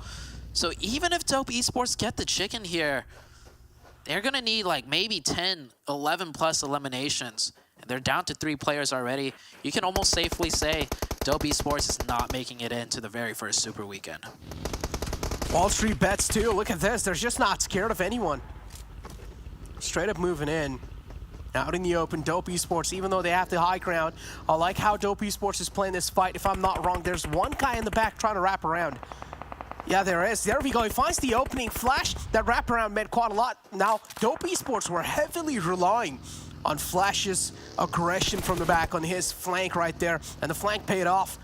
So it's equal trade for now. It's a 3-on-3. WallStreetBets as well, they're going to start sweating. But the shots from WallStreetBets, even the Dope Esports, they have the high ground. It's not going to matter because it's pure skill showing up from WallStreetBets. Fishy needs to hold his ground right now. 1 HP. He's probably going to lose this one. Oh, get some nice shots onto Stevo. And Stevo actually goes down. It was a supporting fire from Flash on the low ground that catches Stevo. Flash absolutely beautifully played, the MVP of this fight. Not only does he get the flank, he is able to readjust himself to support the rest of his teammate and not let himself get isolated, even though that was the biggest key weak point for Flash's position. Flash playing this so beautifully well, and WallStreetBets doing whatever they can to try and reset this fight. I mean, WallStreetBets, if you talk about the mechanics, they have it down, but they straight up walked into Dope Esports trap. And so far, they're able to convert those knocks. But they're not just able to get the kills yet. Drago's going to go for the res. Drops the first aid for his teammates, so making sure Stevo is going to be back up on his feet. But that's not going to matter. Casper, with a beautiful placement off the grenade, is going to find that. And now Fishy confirms that frag for himself. Drago again is trying to go for the res here, but Casper is on that aggressive page, and Drago needs to rezzing right now. If he doesn't, Casper's gonna find himself another free knock, and he probably will. Yes, he does, but on a sliver of health, he needs to start medding right now. He needs to start putting on a bandage. If he doesn't, it's done. Oh, that booster tick is enough. That booster tick is just enough for him to get that bandage off. So lucky. Oh, man. This was the Dope Esports we needed to see in the previous 11 matches, okay? Like, this was beautifully done by Flash and the side of Fishy and Casper. 3v4 situation against the likes of WallStreetBets, which we've seen is a top-tier team. They could really take their fights when they want to. So this might be a little bit too late, but hey, there's still a chance. The circle is quite far away, though. They're all the way down in that southeastern side, and the circle has centered up. We do see a lot more fighting than usual, but that is because it's coming to that do or die time, and teams are definitely feeling the pressure and realizing they need to pick up whatever points they can, and Dope is definitely trying their best. Yeah, 24K, the only man left alive. And Dope, realizing the depth of the situation, getting themselves 3 elim points with 3 players up, so that's worth it. A lot of teams cluttered up in the center of the zone. So splash of colors. This next circle shift is going to be deciding all the teams' fate, and I want to see where it's going to be shifting towards as well. Because you can see XSET all the way on the left side. They have a really good positioning. Now, if this circle does favor XSET, I might as well just say it's XSET's game. Circle about to shift on out. XSET on that western side. Also, I do love how in the most eliminations, it's 1 player from 3 different teams. Definitely building out, you know, the superstar of each team. And it's not just one team carrying or one team hogging all the spotlight. And yeah, with that circle shift, well, 19 Esports dead in the center. It's looking even worse and worse for the teams trying to make that top 16 now, because 19 Esports is looking super comfortable. They indeed are. Look at Polar Race's rotation as well. Personally love it. Found themselves in a safe and clean spot. But there's going to be a wave of vehicles moving in from the bottom side, from the southern side. So Mezexis is one of those. W1D3 Esports 2 will need to try and make sure they're being as cautious and as safe as possible. 24K still caught up in the blue zone. He's tanking a lot of damage. Hopefully he has enough meds to try and heal it through. If he doesn't, then it's pretty much going to be a donezo. HQA, another one of those teams doing really good in the overall rankings. So they can just chill this one out.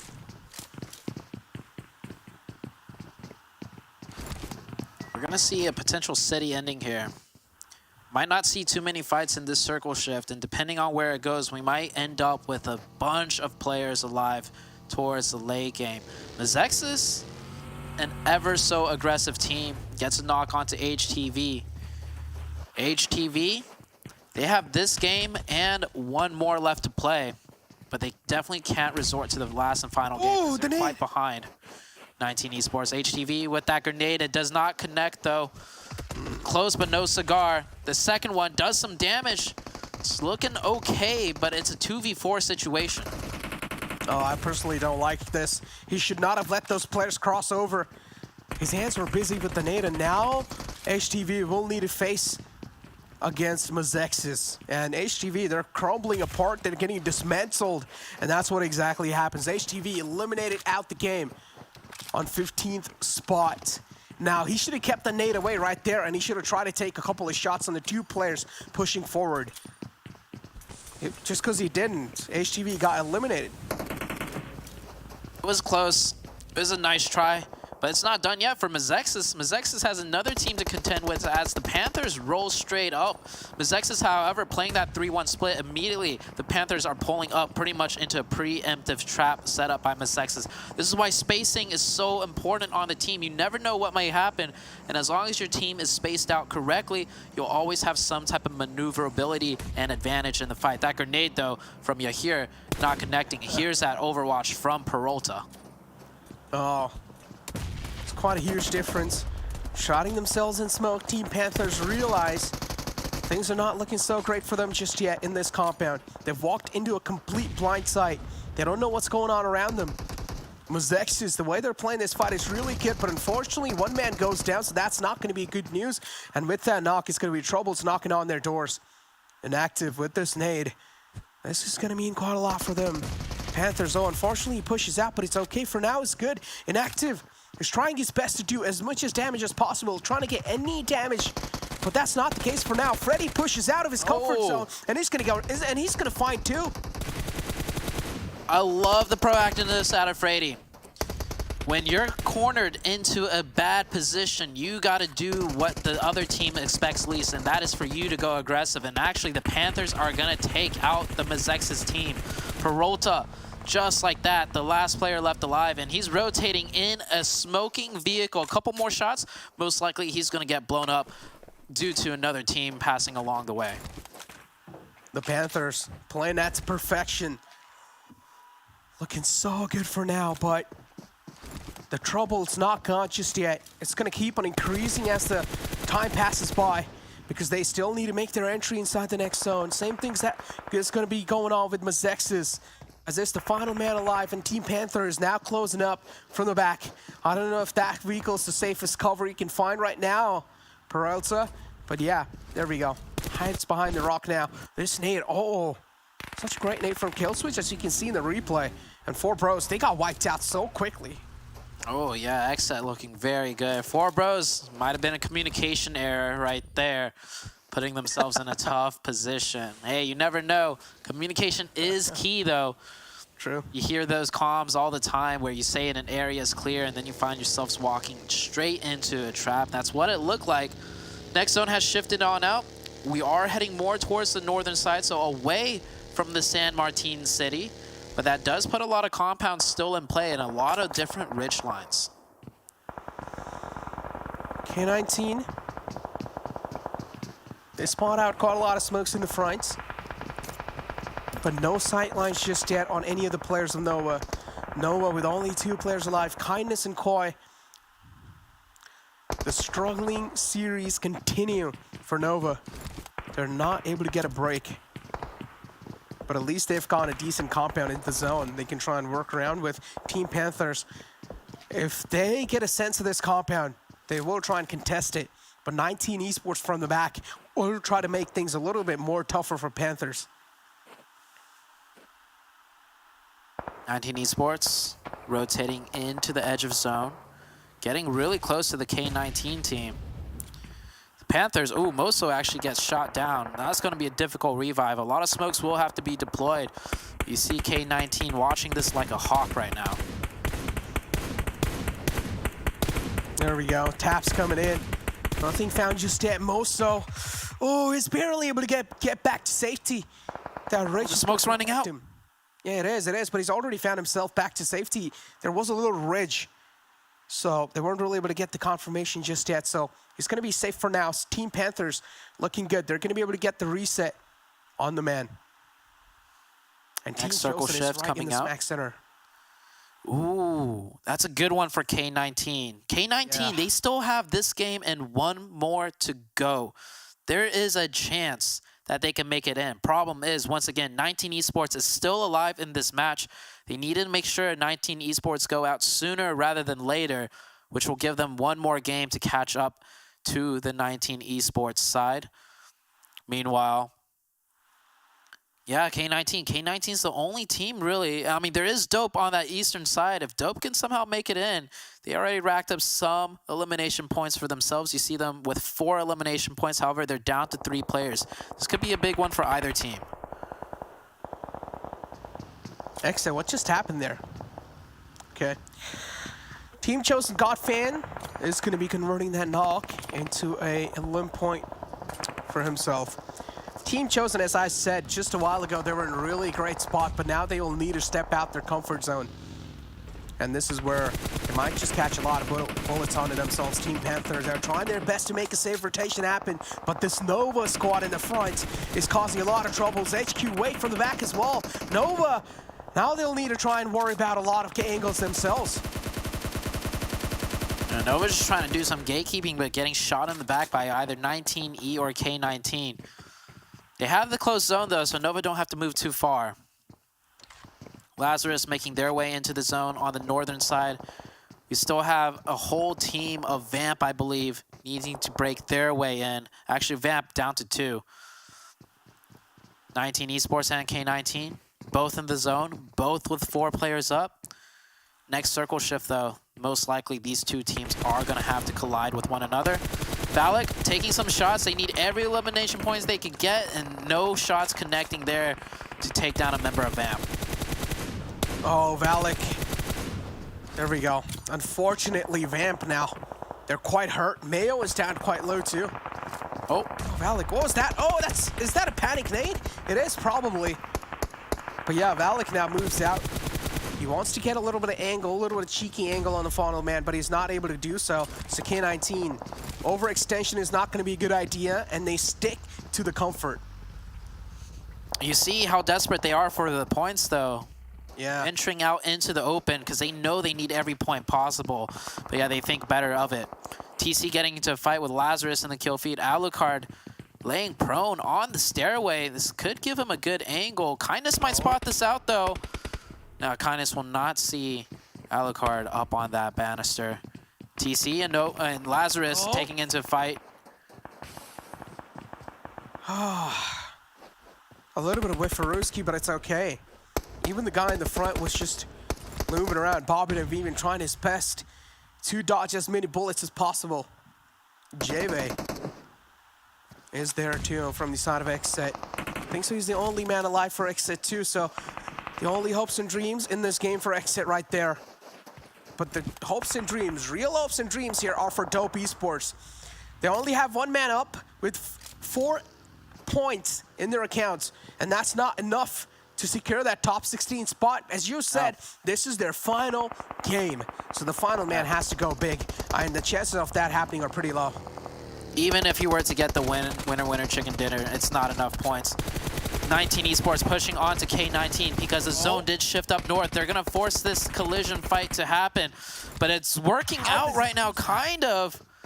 It's kind of working out for K19. It's a 1-for-1 trade. Alucard really stepping up there. 1 HP difference right there. Will Cess be able to get revived? Zone is slowly starting to close in. 19 Esports still have to pressure their way in. I don't know if K19 is going to have the time to get the revive because they need all 3 players kind of focused right now on this push by 19 Esports. 19 Esports, do you realize K19 now they're hurt? The tables have been flipped. Even though all the advantage was in the favor of K19, now it's not anymore. Cess, the knock's been confirmed. Salty looking to pressure the point even more. K19, it's all down to the final man alive. It's Russell, or actually the second last man alive. It's Russell. Was trying his best to flip the switch, but for now it looks like it's really tough. But still, Russell finds one out the blue, and now is trying to get another one as well. 19 Esports, it's a 2-on-2. It's going neck and neck, but look at this push from the back. This might just be something that's going to bring an anonymous factor, but a lot of damage dealt by the blue zone. It was actually 19 Esports that somehow came out on top. K19 dropping the ball, and against the team that they needed to defeat the most, 19 Esports. 19 Esports is looking better and better. I mean, they go out right now, but that's fine. They keep their lead onto the teams trying to knock them out of the top 16. There's 1 game left for them to play as well. So 19 Esports looking good. Looking extremely good. We're down to 5 teams, though. We still have Lazarus, Polar 8, TC, and Nova Esports in the mix.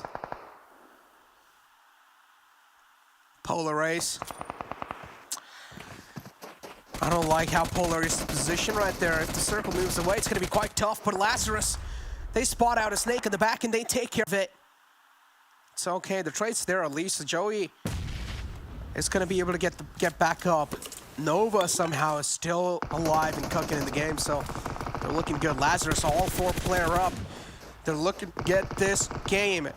They're looking to convert this game into a chicken dinner. Polar Ace, as I said, I personally did not like their position. They tried to move in, and the grounds were open in the front. So now there are players who are getting knocked from the side of Polar Ace. 2 players have already been taken care of. I feel like Polar Ace definitely could have used some utility, used some smokes. They were holed up in that compound the whole time. They definitely had some smoke grenades to work with, and yeah, now the smokes are coming out. You need to deploy those smokes before you make that rotation across in the open. Polar Ace down to 2. This is looking like a Lazarus game. Lazarus in full control of the zone with the high ground, with zone priority as well. They've had it with the Knights stealing the show today, and they want to show to all the viewers and to us that the Lazarus team we saw from day 1, they're still here, and they're going to try and get this chicken for themselves. Oh, they have the prime positioning as well. Nova with a solo man alive, Polar Ace, they still need to make it inside the zone. They're trying to create a smoke path, but they would require a lot of smokes for that. But do they have enough? That's the real question. Lazarus, oh, steps into the enemy territory, but he's still gonna win his ones. And there we go, Lazarus, they come out on top and they get that chicken dinner. Very good win for Lazarus. The only thing is, we did not see the Knights play in this match, so if the Knights were here, might have been different. Don't want to take too much away from Lazarus, though. We did see them dominate day number 1, even with the Knights playing. So Lazarus definitely coming up to step up in this 4th game of Miramar. We still got one more match to go, of course, Necro. Exactly, one more match to go, Zoo, and still, I mean, Knights, they're doing really good. On the final day, they stepped up. We're seeing a lot of teams on the final day stepping things up, and they're looking absolutely great. But now, as you said, 19 Esports, they have another game to play, and they're already it looks like they've already gotten a cushion for themselves. Yeah, and wow, Lazarus team definitely taking up center stage.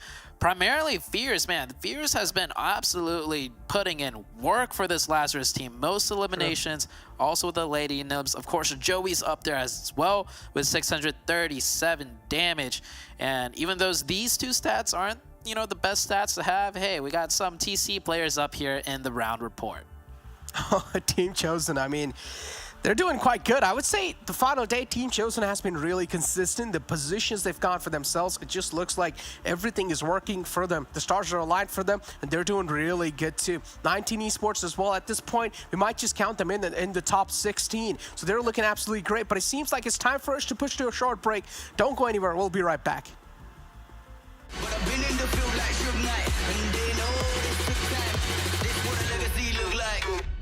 The new season of the PUBG Mobile Campus Series is here. We will have a new format. A full prize of $10,000 in prize pool and gifts. New sponsors. We are back from March 28th to April 17th with 2 qualifying weeks, 1 semi-final, and 2 days of finals.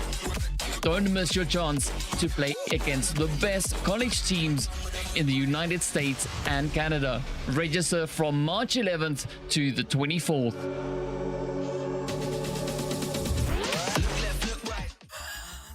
Ooh, how's the Chosen looking after that game? Not so sure, but what I am sure about, Lazarus. Lazarus and the Knights. Boop, boop, boop. That's them on the overall leaderboards here tonight. Lazarus trying to make a statement here tonight, 7. Yeah, they definitely are. Listen, man, my mind's somewhere else right now, okay, because of what I just heard. Ladies and gentlemen, people watching on YouTube, keep a close eye on the Chosen and Nova. We'll tell you why later on, okay?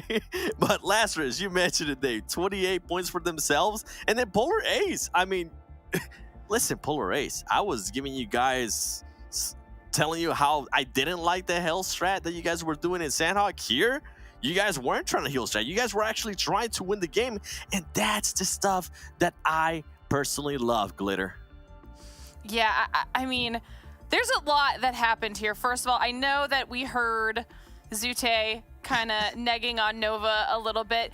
But if you're 2 players down for as long as Nova was, they had to do something to recover some of those points, because you even called them out last time around 7. They were so far down the overall leaderboard from where they were last time. So those 10 placement points are actually going to go a long way as far as keeping Nova at least in the running, and then they can figure things out for the Super Weekend.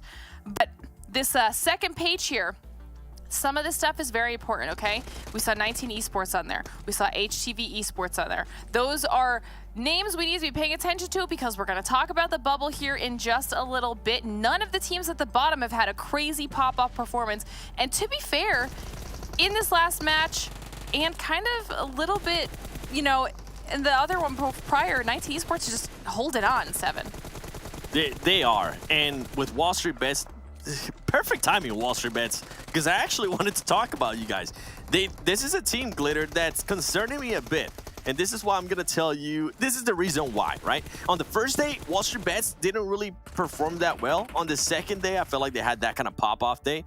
And today, I feel like we're having deja vu of the first day. They're just not performing well. And I know earlier in the day I said I wasn't stressed out about Knights not performing that well in day 1 and day 2. The good thing though is that they were consistent. With WallStreetBets, I'm not seeing any consistency right now, and it's a team that I want to keep a close eye on. Some of the other teams that I want to keep a close eye on, you mentioned it, 19 Esports. I mean, for 19 Esports to only be able to get 4 points there when they're currently a team that they have had some good performances. Yes, they have created some cushion, but you don't want to wait until the last game. We have things come down, Dave, when teams qualify literally by just 1 point. You don't want to be that team that's just sitting in the bleachers, pretty much just waiting. Yeah, I agree right there. And 19E getting a couple elims to kind of cushion them here as we do head into that last match. Yeah, Dope Esports LLC, that was their last game. I don't think they're going to make the cut. They didn't really pop off. They were, what, 13 points behind 19E? And that's the thing, 19E, 7, what you were just saying, they have been playing just consistent enough to maintain that 16th spot. But looking at Lazarus here, the MVPs, all 3 of them, Glitter, all 3 up here on the board. Beautiful. And you know what I love to see, because we've talked about Joey being the other fragger for Lazarus. Joey with the top damage here, almost 640 damage, but not outdoing his teammates by too much. I mean, Fear's still constantly in the conversation as far as top players. This time we also get Isajat in here at 600 damage himself, 5 elims onto Fear's, even with that lower damage. So, I mean, this is what we love to see out of Lazarus. You've even mentioned the various roles, 7, when it comes to Lazarus. Joey and Fear's kind of that tag team fragging duo, and this is what we're getting at almost 2K damage. Yeah, and that's what we want to see, right? We want to see those fraggers actually doing their role and being able to output that damage, being able to output those ilms, however it might be. 13 ilms for them is great to see. The Chosen, I mean, they ended up with 4 ilms. Not bad. They did cost a lot of damage, 947. What's crazier to me, Glitter and Dave, is on some of these maps, like, we get such a top-heavy damage from certain teams, and then some of the other teams, it seems like they're just not able to perform because of the fragging power that some of the other teams are able to provide. Like right now, we have only 4 teams with just over 1K damage. Yes, 1K is a lot. But earlier, we had, what was it, 3.5K damage from one team, 2K damage from another team, and then a bunch of 1Ks. It's just surprising to me, and I wonder if it's a League of League play thing, and we're going to see that again in Super Weekend. I really doubt it, though. Oof, I hope so. I do too. And on a hopeful note here, K19, we saw him in 2nd place right there when it comes to that damage and the elims. That's kind of good for them. No, that's more than kind of good, because now that puts them 15 points behind 19 Esports. So they have the potential to qualify. But talking about a team that has definitely qualified here, Lazarus. Let's pull up some more stats just so we can let the boys flex it out here a little more as they hold it down, 7. Definitely. And we want to figure out what has been happening between day 1, day 2, and day 3. I feel like today, Lazarus is starting to step it up again. We saw that great performance in day 1 and day 2. They felt like they took a step back, which is kind of what their coach was telling me. And right now, they're starting to do what Knights kind of wanted to do. They want to carry some momentum into the Super Weekend. 900 damage. They're currently outdoing the damage. They're currently... The heals are even better, which means that they're getting their fights done quicker, which I love to see. Glitter, you and I love to see that. And you know what else we love to see? Those elims being higher too. Yeah, because, I mean, you even mentioned it at the beginning of the show, 7. You were talking about how after you spoke to their coach, and we saw it reflected in their gameplay, that they slowed down a little bit yesterday. And it wasn't necessarily a bad thing. It's almost like they were kind of preserving their energy stores or something, because they're showing us yet again here today they're more than capable of still having the types of performances that we saw them have on day number 1. They're incredibly consistent yet again today, and like you said, to be able to go up in average damage and down in average heals, that's pretty rare. You're getting more elims, more survival time. I mean, Lazarus is just, they're at the top of their game right now. Well, Glitter, I want to stay with you here a little bit, because you talked about heals just a moment ago. One team that's known for healing is Polar Ace. We saw Trey, the heal king of PMPL NA. I think we got some Polar Ace stats here for you to break down. Listen, Polar Ace had a game where they didn't rely on the heals this time around, so we had to highlight it. This was a fantastic performance of them. And you can actually see here that it was Kiyoshi with almost 400 damage as the damage leader for the Polar Ace squad. To be fair, though, Chronic also up there doing 333 damage, but it might seem minimal. However, when the most that we've seen from them as far as placement success goes is in relation to those heal strats, 7. Seeing them have a stronger performance here on Miramar that actually required them to get in those fights and do them successfully, this is really nice to see. It is really nice to see, and I want to actually mention something in regards to Kiyoshi that I didn't get to mention in the previous matches. In the Erangel, I think when they went up against Lazarus, Kiyoshi put up so much pressure on that team. I really enjoyed, but the only thing is that he got caught off on the rotation because they were just so focused on that fight with Lazarus. But Kiyoshi, by the way, I love the mullet. If you ever get MVP, I'm going to get one of those Dr. Disrespect mullets and wear it on the broadcast. So please, try to get MVP. Hey, well, talking about MVP, we got the overalls coming in hot right now for you. And I'm looking at the bottom of the leaderboard. Yeah, we got the top, we got the Knights, we got Lazarus, we got XSET repping that set. Born Protocol and both XSET are going to be sitting out of this last match. We are going to head towards Sanhok. So to me, that leaves boot camp wide open. This is going to be interesting. Okay, Definitely does. We still got to give Panthers a shout out here. The only team on this first page in 4th place with 0 chicken dinners, but they've just been so consistent that they've put themselves in an incredibly strong spot moving there into Super Weekend. Lazarus really closing down the massive gap that Knights decided to try and put in place there after this last performance. But this is where things start to get a little bit spicy.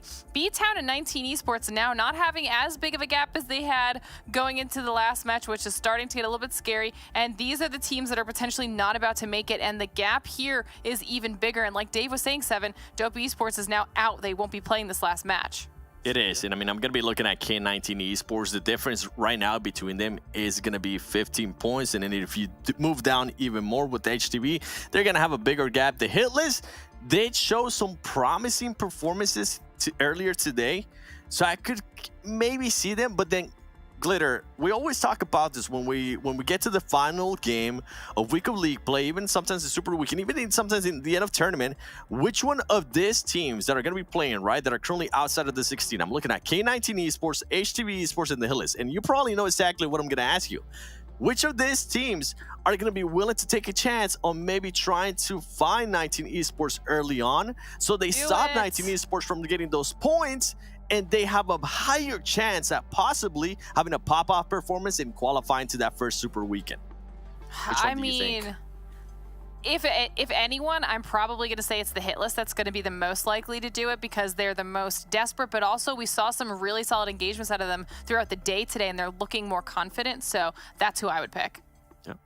Yeah, that's a good question. And I think the question for me is not who's going to hunt down 19E, but who's going to take boot camp out of those 3 teams, because boot camp here on Sanhok, right smack in the middle, stacked with loot, and we talked about Born Protocol and XSET sitting out this match. So 7, Glitter, I will catch you here in a little bit. Good luck to these teams on the hunt. Dope Esports, as we mentioned, out. Best of luck. See you next week. Now it is do or die for 19, K19, HTV, and the Hitlist, with K19 having 7 elims last game. A lot of damage. I feel like they're the closest team here, Zute, to maybe pull out that clutch card here in this last game. You know what I want to see? I want to see K19 drop on 19 Esports. And I'm not saying that to cause up drama, but you take a look at the point standings, right? 19 Esports, 53 points. K19, 38. Quick maths once again. I believe that is a 15-point difference. So not only do they need a chicken's dinner worth of points to catch up to tie 19 Esports, they also have to make sure 19 Esports don't get any points themselves. So if there's ever time to warrant a hot drop, now's the time. And if they don't do it, I will be disappointed. Well, guess what? We're going to find out right now. I heard the game is ready. So Zute, Necro, take it away. Hey, I mean, K19 and 19 Esports, as you said, 15, 16-point difference, something like that. Don't exactly know. I'm not that good with maths, but overall, it is quite close. It's going to be neck and neck for sure. 19 Esports, all they need to do is be as consistent as possible in this game. They just need to stay alive. 15 points is a huge lead. Put that in perspective. K19 has 38 points in 11 games. That's a little, and if you want them to get 15 more points in just one game, that is a huge, tall ask for K19. So it's like K19, they're averaging maybe less than 4 points per game. And now you want them to get more than 15 in just one. I mean, K19's fighting an uphill battle. So, I mean, that is also why they need to drop on 19 Esports, in my opinion. If they've done the VOD review, I mean, both of these teams drop towards the northeastern area. So why not, right? And to answer the question about boot camp, wow, that's a lot of respect for the two teams that are not here. Nobody wanting to take boot camp. Or maybe they're just not really known of that fact that there's no one actually in boot camp anymore. But overall, as you can see, no one's going to be dropping in boot camp. Mezexis is kind of close around boot camp as well. But as you said, you wanted 19 Esports and K19 battle early off. Before now, it doesn't really seem the case. Actually, oh wait, K19 is, yeah, no, K19 is dropping to where, if I'm not mistaken, where 19 Esports drop. 19 Esports actually does take Camp Bravo, but 19 Esports was prepared in advance for the potential of being hot dropped on and have somewhat of a split set up. I mean, that's why you see Alucard so far split from his team, because maybe they were kind of prepared. Oh no. But they weren't super prepared for that. Speaking about hot drop fights, we totally forgot to mention Nova and 4Bros back at it again, and this time around, seems like Nova will come out on top. Yeah, Noah's kicking things off really well this time early off. And they're able to find two openings. Glass, oh, he takes down the player quite low. DB has whipped out too. Is he going to be finding the knock? He does, but not enough. Because the Nova squad is just charging in. They're fearless this time. Yeah, Nova finally get the upper hand over 4Bros. 2-1 though. 4Bros has won twice. That's not going to deter 4Bros from dropping here once again in the Super Weekend, I feel like. But Vamp, with these two teams fighting so much, so often, other teams near the area is adjusting to it and trying to see if they could take advantage. But this time around, Nova's going to finish this fight off very cleanly, very quickly. QZZ, though, I don't think he knows. He definitely does not know Benny's up here. Oh, he spots him. Oh, that is it for QZZ. He was quite low. One single bullet to put him in the grave. I think that's a mistake, though. I think that's a mistake out of Vamp, because this is not the Super Weekend. These points do not carry over. If you were going to third-party this team, you should have saved that strategy for the Super Weekend. Now, if anything, Nova's going to know that even if they win the fight here, they got to be a little bit more careful of a potential third party. Yeah, but they're also always going to be paranoid about that. Before now, Vamp, they're being challenged by two different squads. Or pretty much now Vamp is being challenged by Salt himself from Polar Ace. He's kind of separated out from the rest of the pack, but he's able to do a lot of damage. And that's what really matters. The confirmation too with the nade, and now it's going to get back to his squad, probably safely. Vamp doing a...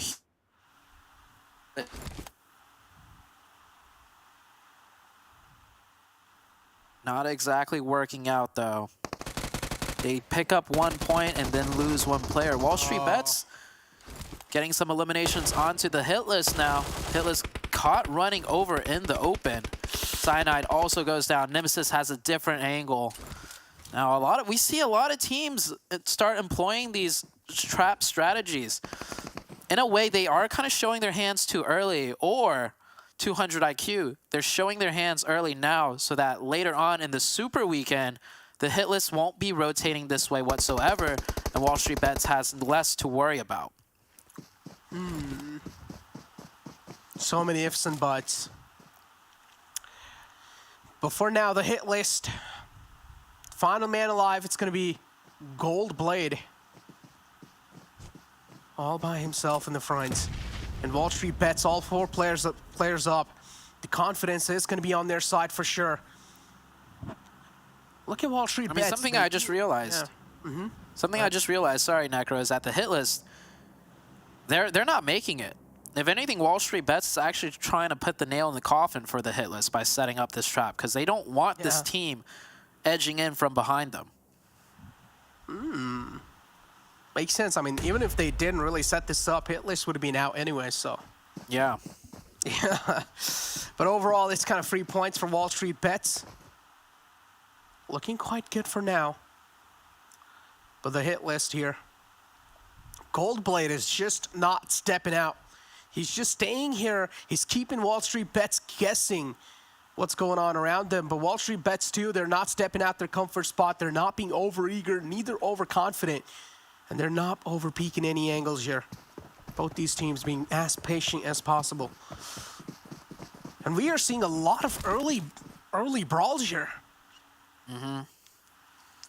This is the last match of the day on the final day of qualifiers. So a lot of these teams definitely feeling warmed up and more comfortable to take these fights. I'm keeping my eye on the very northeastern edge of the map, though, because we have HTV, 19 Esports, and K19 all around the same area.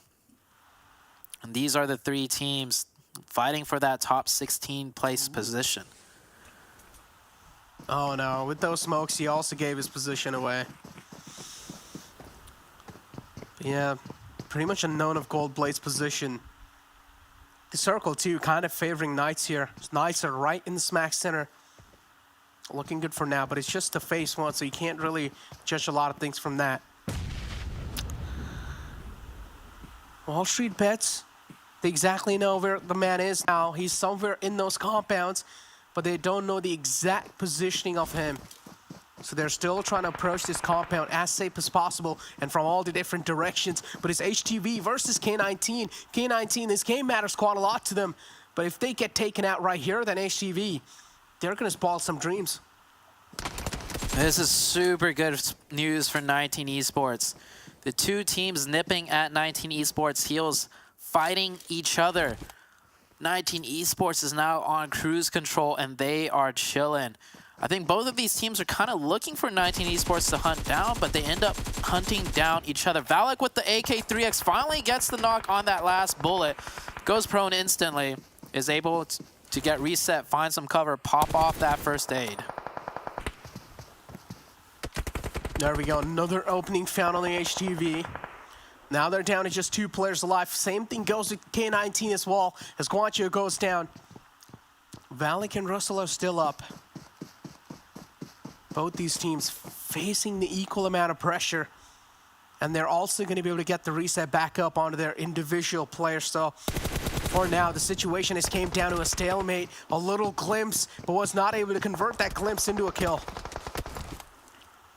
Ooh, Valak getting tagged up heavy. Just in time for the first aid. He's got that AK-3X he's working with. That's a lot of recoil at distance, so he's doing the best he can with these trades. Meanwhile, HTV, they have the M4s. Firing off a lot of shots towards Valak's position, forcing him to keep his head down. Might be the pressure that's needed for HTV to readjust their position, though. Yeah, some suppressive fire from his side. And he's keeping on doing the same thing while the rest of his teammates, he's pretty much trying to gather their attention onto himself. This is quite brilliant.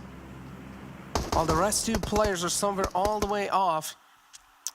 So Boom's just trying to gather the attention while the rest of his, I think so, the other teammate is moving in from the flank side. As you can see, it's Mitz who has moved in all the way from the right. So K19, now they're going to get sandwiched soon if they're not known of the position of the final man of HTV. Zone shifts, centers up quite nicely for many of the teams. Not good for the teams on the edge, though. We see BTOWN potentially running into the sole player, BR3R. I think just looting up the city on that southeastern side for more meds. He might actually find himself caught with 19 Esports. 19 Esports doing a 1-2 split right now. I think the 2 other players looking for meds as well. You mentioned 19 Esports. All they have to do is be consistent to just stay alive. So they're looking for those first aids themselves, I imagine. Yep, med strat is the best strat in the map of Sanhok, as Dave likes to say it. Knights, though, look at the positioning they have. They know they're chilling, no matter what. Even if they get wiped out this game, they're just setting up a trap. Talk about trap setups. This is one of the biggest traps right here. If any of the teams they do want to get this hilltop control, which is the prime control positioning in this circle, they will have to go through Knights. And Knights, they're just set up so well. Mezexis Esports playing a center position here. Doing a small 2-2 split. As BTOWN running into the Polar Ace team. It's Polar Ace team. Really good performance last game. Seven shouted them out too, mentioned them. This is one of those teams that we just don't know how big of a team they will be in the Super Weekend. They have all the makings and all the showings to be a top dominant team. So when it comes to Super Weekend time, we might see that happen as the Panthers coming in from long distance, third-partying this fight a little bit. Another player of BTOWN goes down. Oh, that's not a good news for BTOWN. BTOWN. Not gonna lie, things are looking quite rough for this team in the final day. Midnight, again, is the man alive in the front. Quite close to Polar Ace. Chronix, with this nade, might just be able to secure this knock. Oh, he's so close. He's barely alive. Barely hanging on to his lifeline for now. But Polar Ace, they know what's cooking around him. Midnight doing the best he can to stay alive, but also trying to keep the rest of his team alive. So he will try and go for that revive. One reason why Polar Ace is not pushing so hard is because of the hidden kill feed. When that player in the far back got knocked, they did not know that it was the same team that they were fighting. Ugh. That was close. He tried to use the first aid onto himself, but then realized his teammate was bleeding out too quickly, so he had to cancel it at the last second and go for the res. On somewhere else, we also see WallStreetBets going against K19. They're just cutting off these teams. Oh. K19, somehow they come out on top, and that's needed. K19 need that desperately. They have 6 points in the game so far, Zoo. Yeah, K19 really showing up. I have no idea how they ended up winning that fight with WallStreetBets. We saw WallStreetBets, they had 4 up, and K19 was already down to 3 after their altercation with HTV. So, I mean, well done to K19, but down to 2 players, and with 19 Esports still alive in the game, they still got a long ways to go. And with that zone shift, 19 Esports is just going to stay alive for one more zone for sure. I mean, I'm telling you, K19 is one of those teams that performs really good under pressure. As I said, I mean, I'm mentioning it again, they were the only team who made the comeback happen on the final day. And they just put on an absolute show. Maybe in the final game, they're going to try to make a comeback. But unfortunately, they just don't have the man number for that.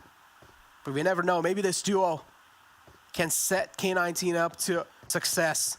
As the Panthers is one of those teams, I like the split from Panthers.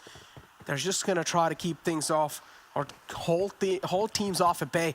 Oh, he's found a little cheeky angle on the man that spots out Midnight 2 in the open. Here we see a little bit of a replay of how the fight between HTV and 19 Esports started. Now we're back on to what's happening right now in the fight in the game. The Panthers still taking those super long-range shots onto BTOWN. BTOWN did manage to get a reset back up to a 4-man team. Oh no, 3-man, I'm sorry. But they're still taking heavy punishment from the Panthers downrange. Panthers holding a nice position, a little bit eastern of the center zone. They have 4 up. K19 down to 2, and Mezexis definitely aware of their location. I feel the frustration here. I really do. Third parties are one of the most annoying ways to die in. And BTOWN, they're getting third partied over and over again by Team Panthers. But another team that the Panther needs to worry about is 19 Esports. That's right in their back. And look at K19. For now, they've found themselves a safe compound. And they're just being as quiet, as cautious as possible.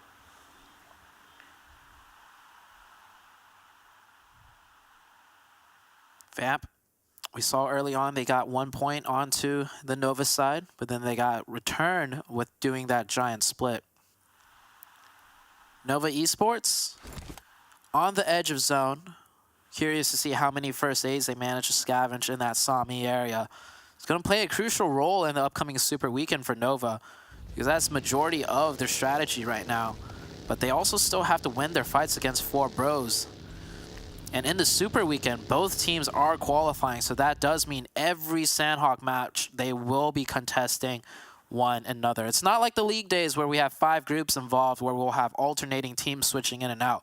Once we head to the Super Weekend, it will be a set 16 teams, the top 16, which is why we keep stressing how important it is to make the top 16 during these qualifying days.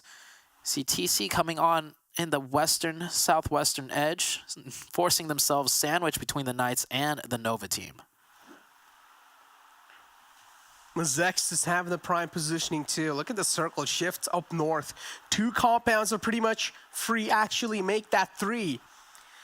Oh, a lot of space for the teams. K19, they're in a perfect spot, but there's only 2 players alive to try and hold the fort down. We do see a couple of kills following it up as well on the kill feed. And Polaris and Vamp right next to each other, making that rotation happen. Oh, the spot must be coming soon. Swings. He's going to spot the man out in the front. Unfortunately, gives his position away. He thinks there's someone behind the tree, but that's not the case. And now Kiyoshi surprises him from behind the rock. Peeks out, gets the knock too. And Swings, he's going to be kicking his head right there. I mean, ooh. That is not good for the side of Vamp. Polar Ace continuously fighting and looking strong and dominant. Nova making their wide wrapping rotation with the vehicles. We see Koi out in the blue zone already. Definitely going for that med strat for the rest of the Nova team. 2 of the Nova players taking those buggies, seeing what they could do, maybe pick up a few elimination points, but they're driving straight into the side of BTOWN. Shivan does get blown up in the elimination feed right there. So that is 1 player down for the Nova side. I do think 1 more player, Kindness, will be the last one up as far as trying to make it into the zone. Oh, K19, this is the fight right here. How it went down between WallStreetBets and K19. I actually wanted to see how did K19 come out on top, but yeah, for now it's going to be Vamp eliminated out the game on 13th spot. And yep, as the teams that are trying to make it inside the zone, the fights are going to happen slowly and steadily. Nova, they don't really have a lot of players alive.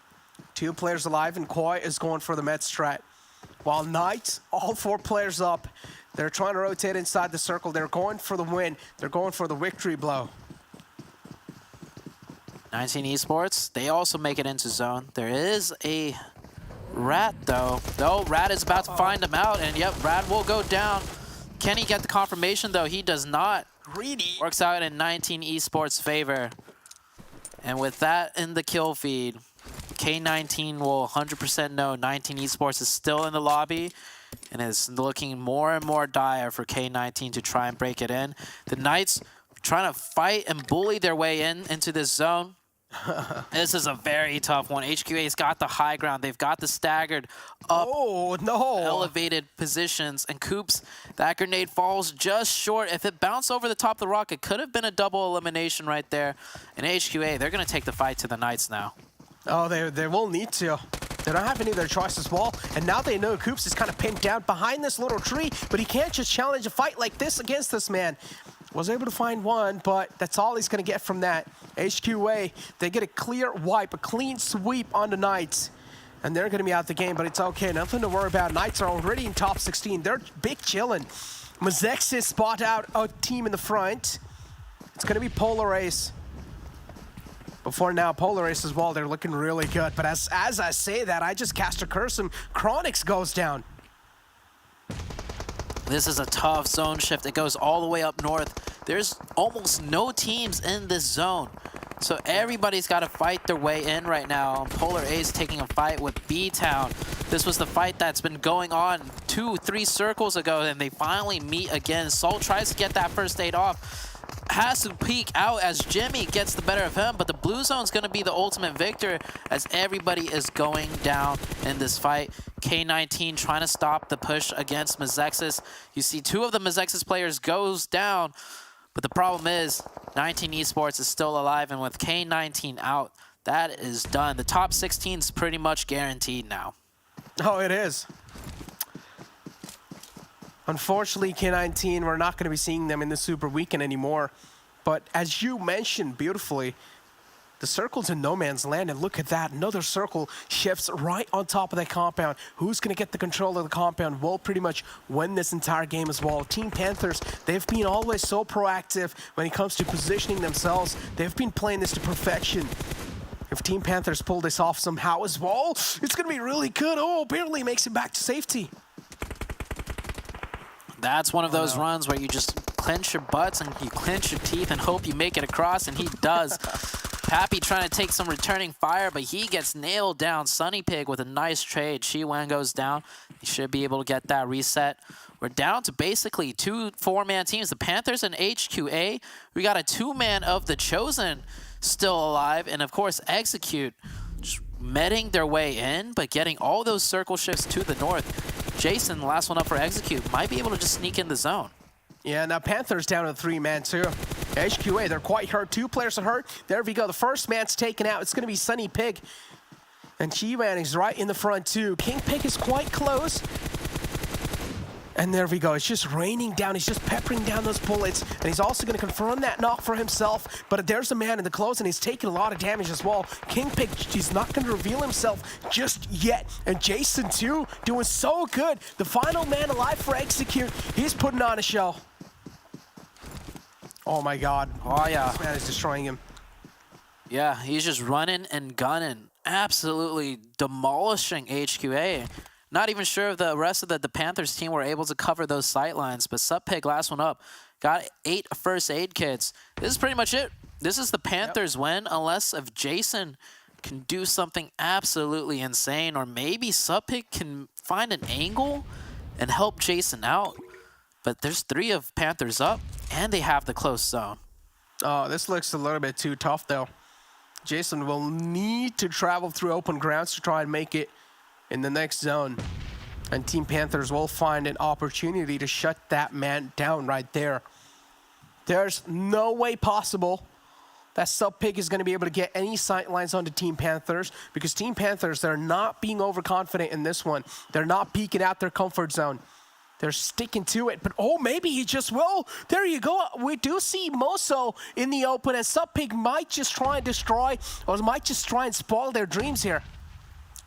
Wait a second, Jason isn't really running into the zone either, though. He is now, but Subpig takes his last few final moment shots and does not connect. Jason caught in a 1v3, and I think Jason goes down, and there we go. The Panthers securing that win in a very strange Sanhok match, I'd have to say. The circles just kept shifting on north, and we saw the effect of that. Nobody was gifted the circles, and everybody had to fight their way in, and the Panthers were the ultimate victors. Oh, there we go. We also do see the heart again. But the Panthers, yeah, one of those teams that have been doing so good, so consistent throughout the entire league play. But now this was the final game of the league play, Zoo. After this game, we're going to be moving on forward in the Super Weekend, which is probably day after tomorrow. Yep, the Super Weekend. The points will reset. Whoever made top 16 will be playing. Teams that were 17th and 20th, well, we will not be seeing them in the Super Weekend. And this is just a small glimpse of what's to come. We questioned some teams, particularly the Knights, right? They were looking a little bit shaky, but they really showed us what they have prepped for the Super Weekend, Necro. Exactly, but it seems like that's going to be it from our side for now, as the league play has came to an end. But don't go anywhere. After this short break, it's going to be the analyst desk breaking things down. But I've been in the field like Suge Knight, and they know this took time. This what a legacy look like. The new season of the PUBG Mobile Campus Series is here. We will have a new format. A pool prize of $10,000 in prize pool and gifts. New sponsors. We are back from March 28th to April 17th with 2 qualifying weeks, 1 semi-final, and 2 days of finals. Don't miss your chance to play against the best college teams in the United States and Canada. Register from March 11th to the 24th.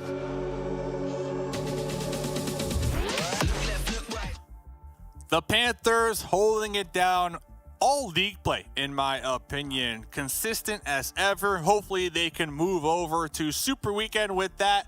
Oh, that's what we're doing. A little hard. Yeah, you got to throw up the Panther sign. I'm not very good at it. Oh, who's got the best heart, by the way? Mustache Dave in the house. Mustache Dave in the house, son. All right. Yeah, the Panthers. Much love for the Panthers. Let's check out the map. I'm off right now. The map rankings. Yeah, that's what this is. Yeah. Okay. Glitter, what was that? Anyways, we'll get to it. The Panthers, 25 points, 10 elims.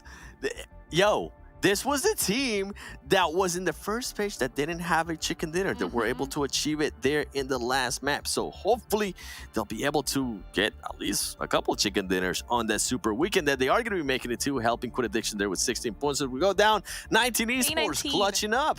They clutched up. K19 Glitter. though? K19 tried so hard to clutch up. They had 8 elims and only 1 placement point. You know how much work you have to put in to get 8 elims and only 1 placement point? That is so rough. And you know, I really appreciate that they at least tried to make that final push, because we talked about that being a possibility and just not wanting to have a team have to leave it until the end because it's too risky. And we're seeing that, you know, now happen here. Hopefully they learned their lesson, you know, for next week of league play. Maybe. And here are the winners. Just in case you are tuning in, you're a couple hours late, but we appreciate you anyways. The Panthers, Lazarus, the Knights with the double, and then the Chosen showing up here tonight. So these were the winner chicken dinner winners of tonight's matches. Any surprises for you, Seven? Yeah. The Knights, they finally decided to just flip that switch and show everybody the potential this team has, and showed us an amazing performance with 3.5k damage. I can't get over that, and I'm probably not going to get over that for a long time. Beautiful. And I'm not going to get over Glitter's attempt at throwing up the heart sign either. But you know what we are going to look at here? The overall from league play. 12 matches played for everybody here, Glitter. You know, one day I'm going to have it looking as good as the Panthers photo, but for now, we're looking at how everything panned out. Knights holding on to that lead, but not by much. Lazarus still catching up. Panthers finally nailing down that chicken dinner and putting themselves in 3rd place overall after that, with XSET jumping up. Nova finishing in 5th. Not the end of the world. Now they've got a day to kind of reset and see if they can get themselves into proper form when it comes to that Super Weekend. And then rounding out this first page, you got Boring Protocol, HQA, and Polar Ace. Nice jump up for Polar Ace by the end of the day as well. But Seven, this is where things start to get spicy. Yes, they did. 19 Esports clutched up, okay? We gotta give them some credit. Baby steps, 19 Esports. Baby steps. One team that actually worries me for that second page that's gonna be going to the Super Weekend is going to be BTOWN Esports. That team completely fell off since day one. And I'm telling you, Glitter, we mentioned it throughout the day. If they would have not had the performance they had on day one, they could have possibly be there with like K19 Esports and Dope Esports. Overall, though, hopefully this is a learning lesson right away from these teams. And next week of league play, they don't wait until the last match like we saw K19 Esports trying to do right there at the end. Best of luck next time. You know, at least, hey, you get to sit down and see some of the strat that these teams are going to be putting up on the Super Weekend. Yeah, there's always next weekend, of course, and I got to give it to Glitter because I asked both of you at the beginning of the show, who are those teams that we should look at that we're on the cusp, right? And Glitter said 19 Esports, and I believe Seven said the Hitlist, who did stay down there at the bottom, but, you know, they got next week, so come back stronger, watch the VODs, and watch the teams compete in these Super Weekends. Now, I asked you both 2 days in a row. I'm going to make it 3 days in a row. The MVP for today, who do we have? Oops. Okay. It's got to be, right?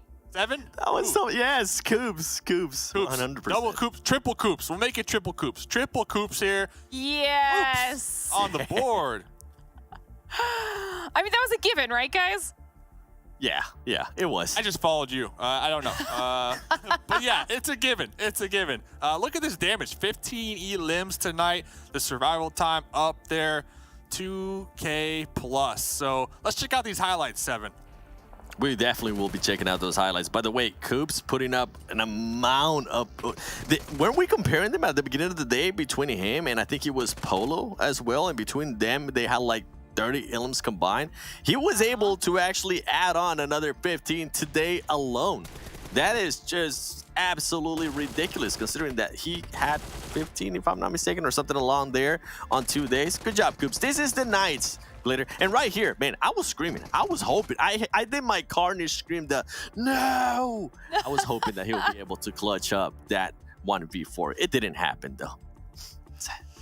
Coops looking good today. Looking good. I just hope that this 1 day off isn't gonna just put a halt to the momentum. I hope that the Knights can just come in Friday, start super strong, just pop off and really get a solid lead. Something like we kind of saw day one from Nova Esports. They got into the lobby, dominated, but then since then just kind of slid down the overall. Yeah, the goal, top 16, but are we going to see that domination come Super Weekend, Glitter? What do you think? I mean, I hope so. We want more consistency, and you know, we've seen those pop-off performances from Nova in seasons past. We've seen them be able to do something where we're like, oh my God, where did that come from? But then they aren't able to replicate it frequently enough. So it is the first week. We're kind of giving everybody a little bit of a pass here. I mean, we saw Knights have a slow start versus Nova have a hot start, and then Nova fell off, whereas Knights picked it up. Lazarus was kind of consistent on the bookends, and then they had a slower middle day. You know, so it's still up in the air, but I will always still be a Nova fan regardless. Just in case you forgot, by the way. The Knights, okay, thank you very much. We got 7, we got Hot Jukes, Necro in. Of course, they're in the middle of myself, but all seriousness, like Glitter did pick Nova, they did qualify, and they had an amazing day number 1. Now, a team that was cutting it close was Zute's The Chosen here, 7. They were able to pick it up. I even mentioned it earlier in the day. They had a horrible day 1 performance, but they started going on an uptrend and they kind of continued that, right? Something that I did wanted to mention with Nova, Glitter, and I'm just going to be steering that pot. I'm just going to continue to do that, okay? I want to see Rin. Where is he? This was one of the best players last season. It's crazy to me that he's currently sitting on the bench. I hope we see some kind of changes because I feel like that's a player that has so much potential and definitely needs to showcase this here on the PMPL. And ladies and gentlemen, if you're seeing right now, this is a tournament schedule. We are going to be back the 25th. And then after that, it's going to be pretty much every weekend. So if you have any plans, if you are underage and your parents tell you got to go somewhere, tell them no. Tell them I got plans. Just kidding. Don't do that. But tell them, hey, I need to watch the PMPL NA, okay? 7 told me to. Yeah. And then they say, who's 7? Oh, some guy on the internet. Okay, yeah, some guy on the internet told me. So that's it. Any final thoughts here, Glitter? It's you know what? Great first week, but I'm ready for the Super Weekend. Let's get this going. All right, let's get it going. 7, real quick. I'm going to be looking at the Panthers, okay? I want to see what the Panthers got. Poppy's on that team. I got to back up my boy. We love Poppy. All right. Well, shout out to both of you. Shout out to Zute and Necro on the casting chops. Mustache Dave going to be clocking out here from host duty. Keep playing PUBG Mobile and see you Friday for the first Super Weekend.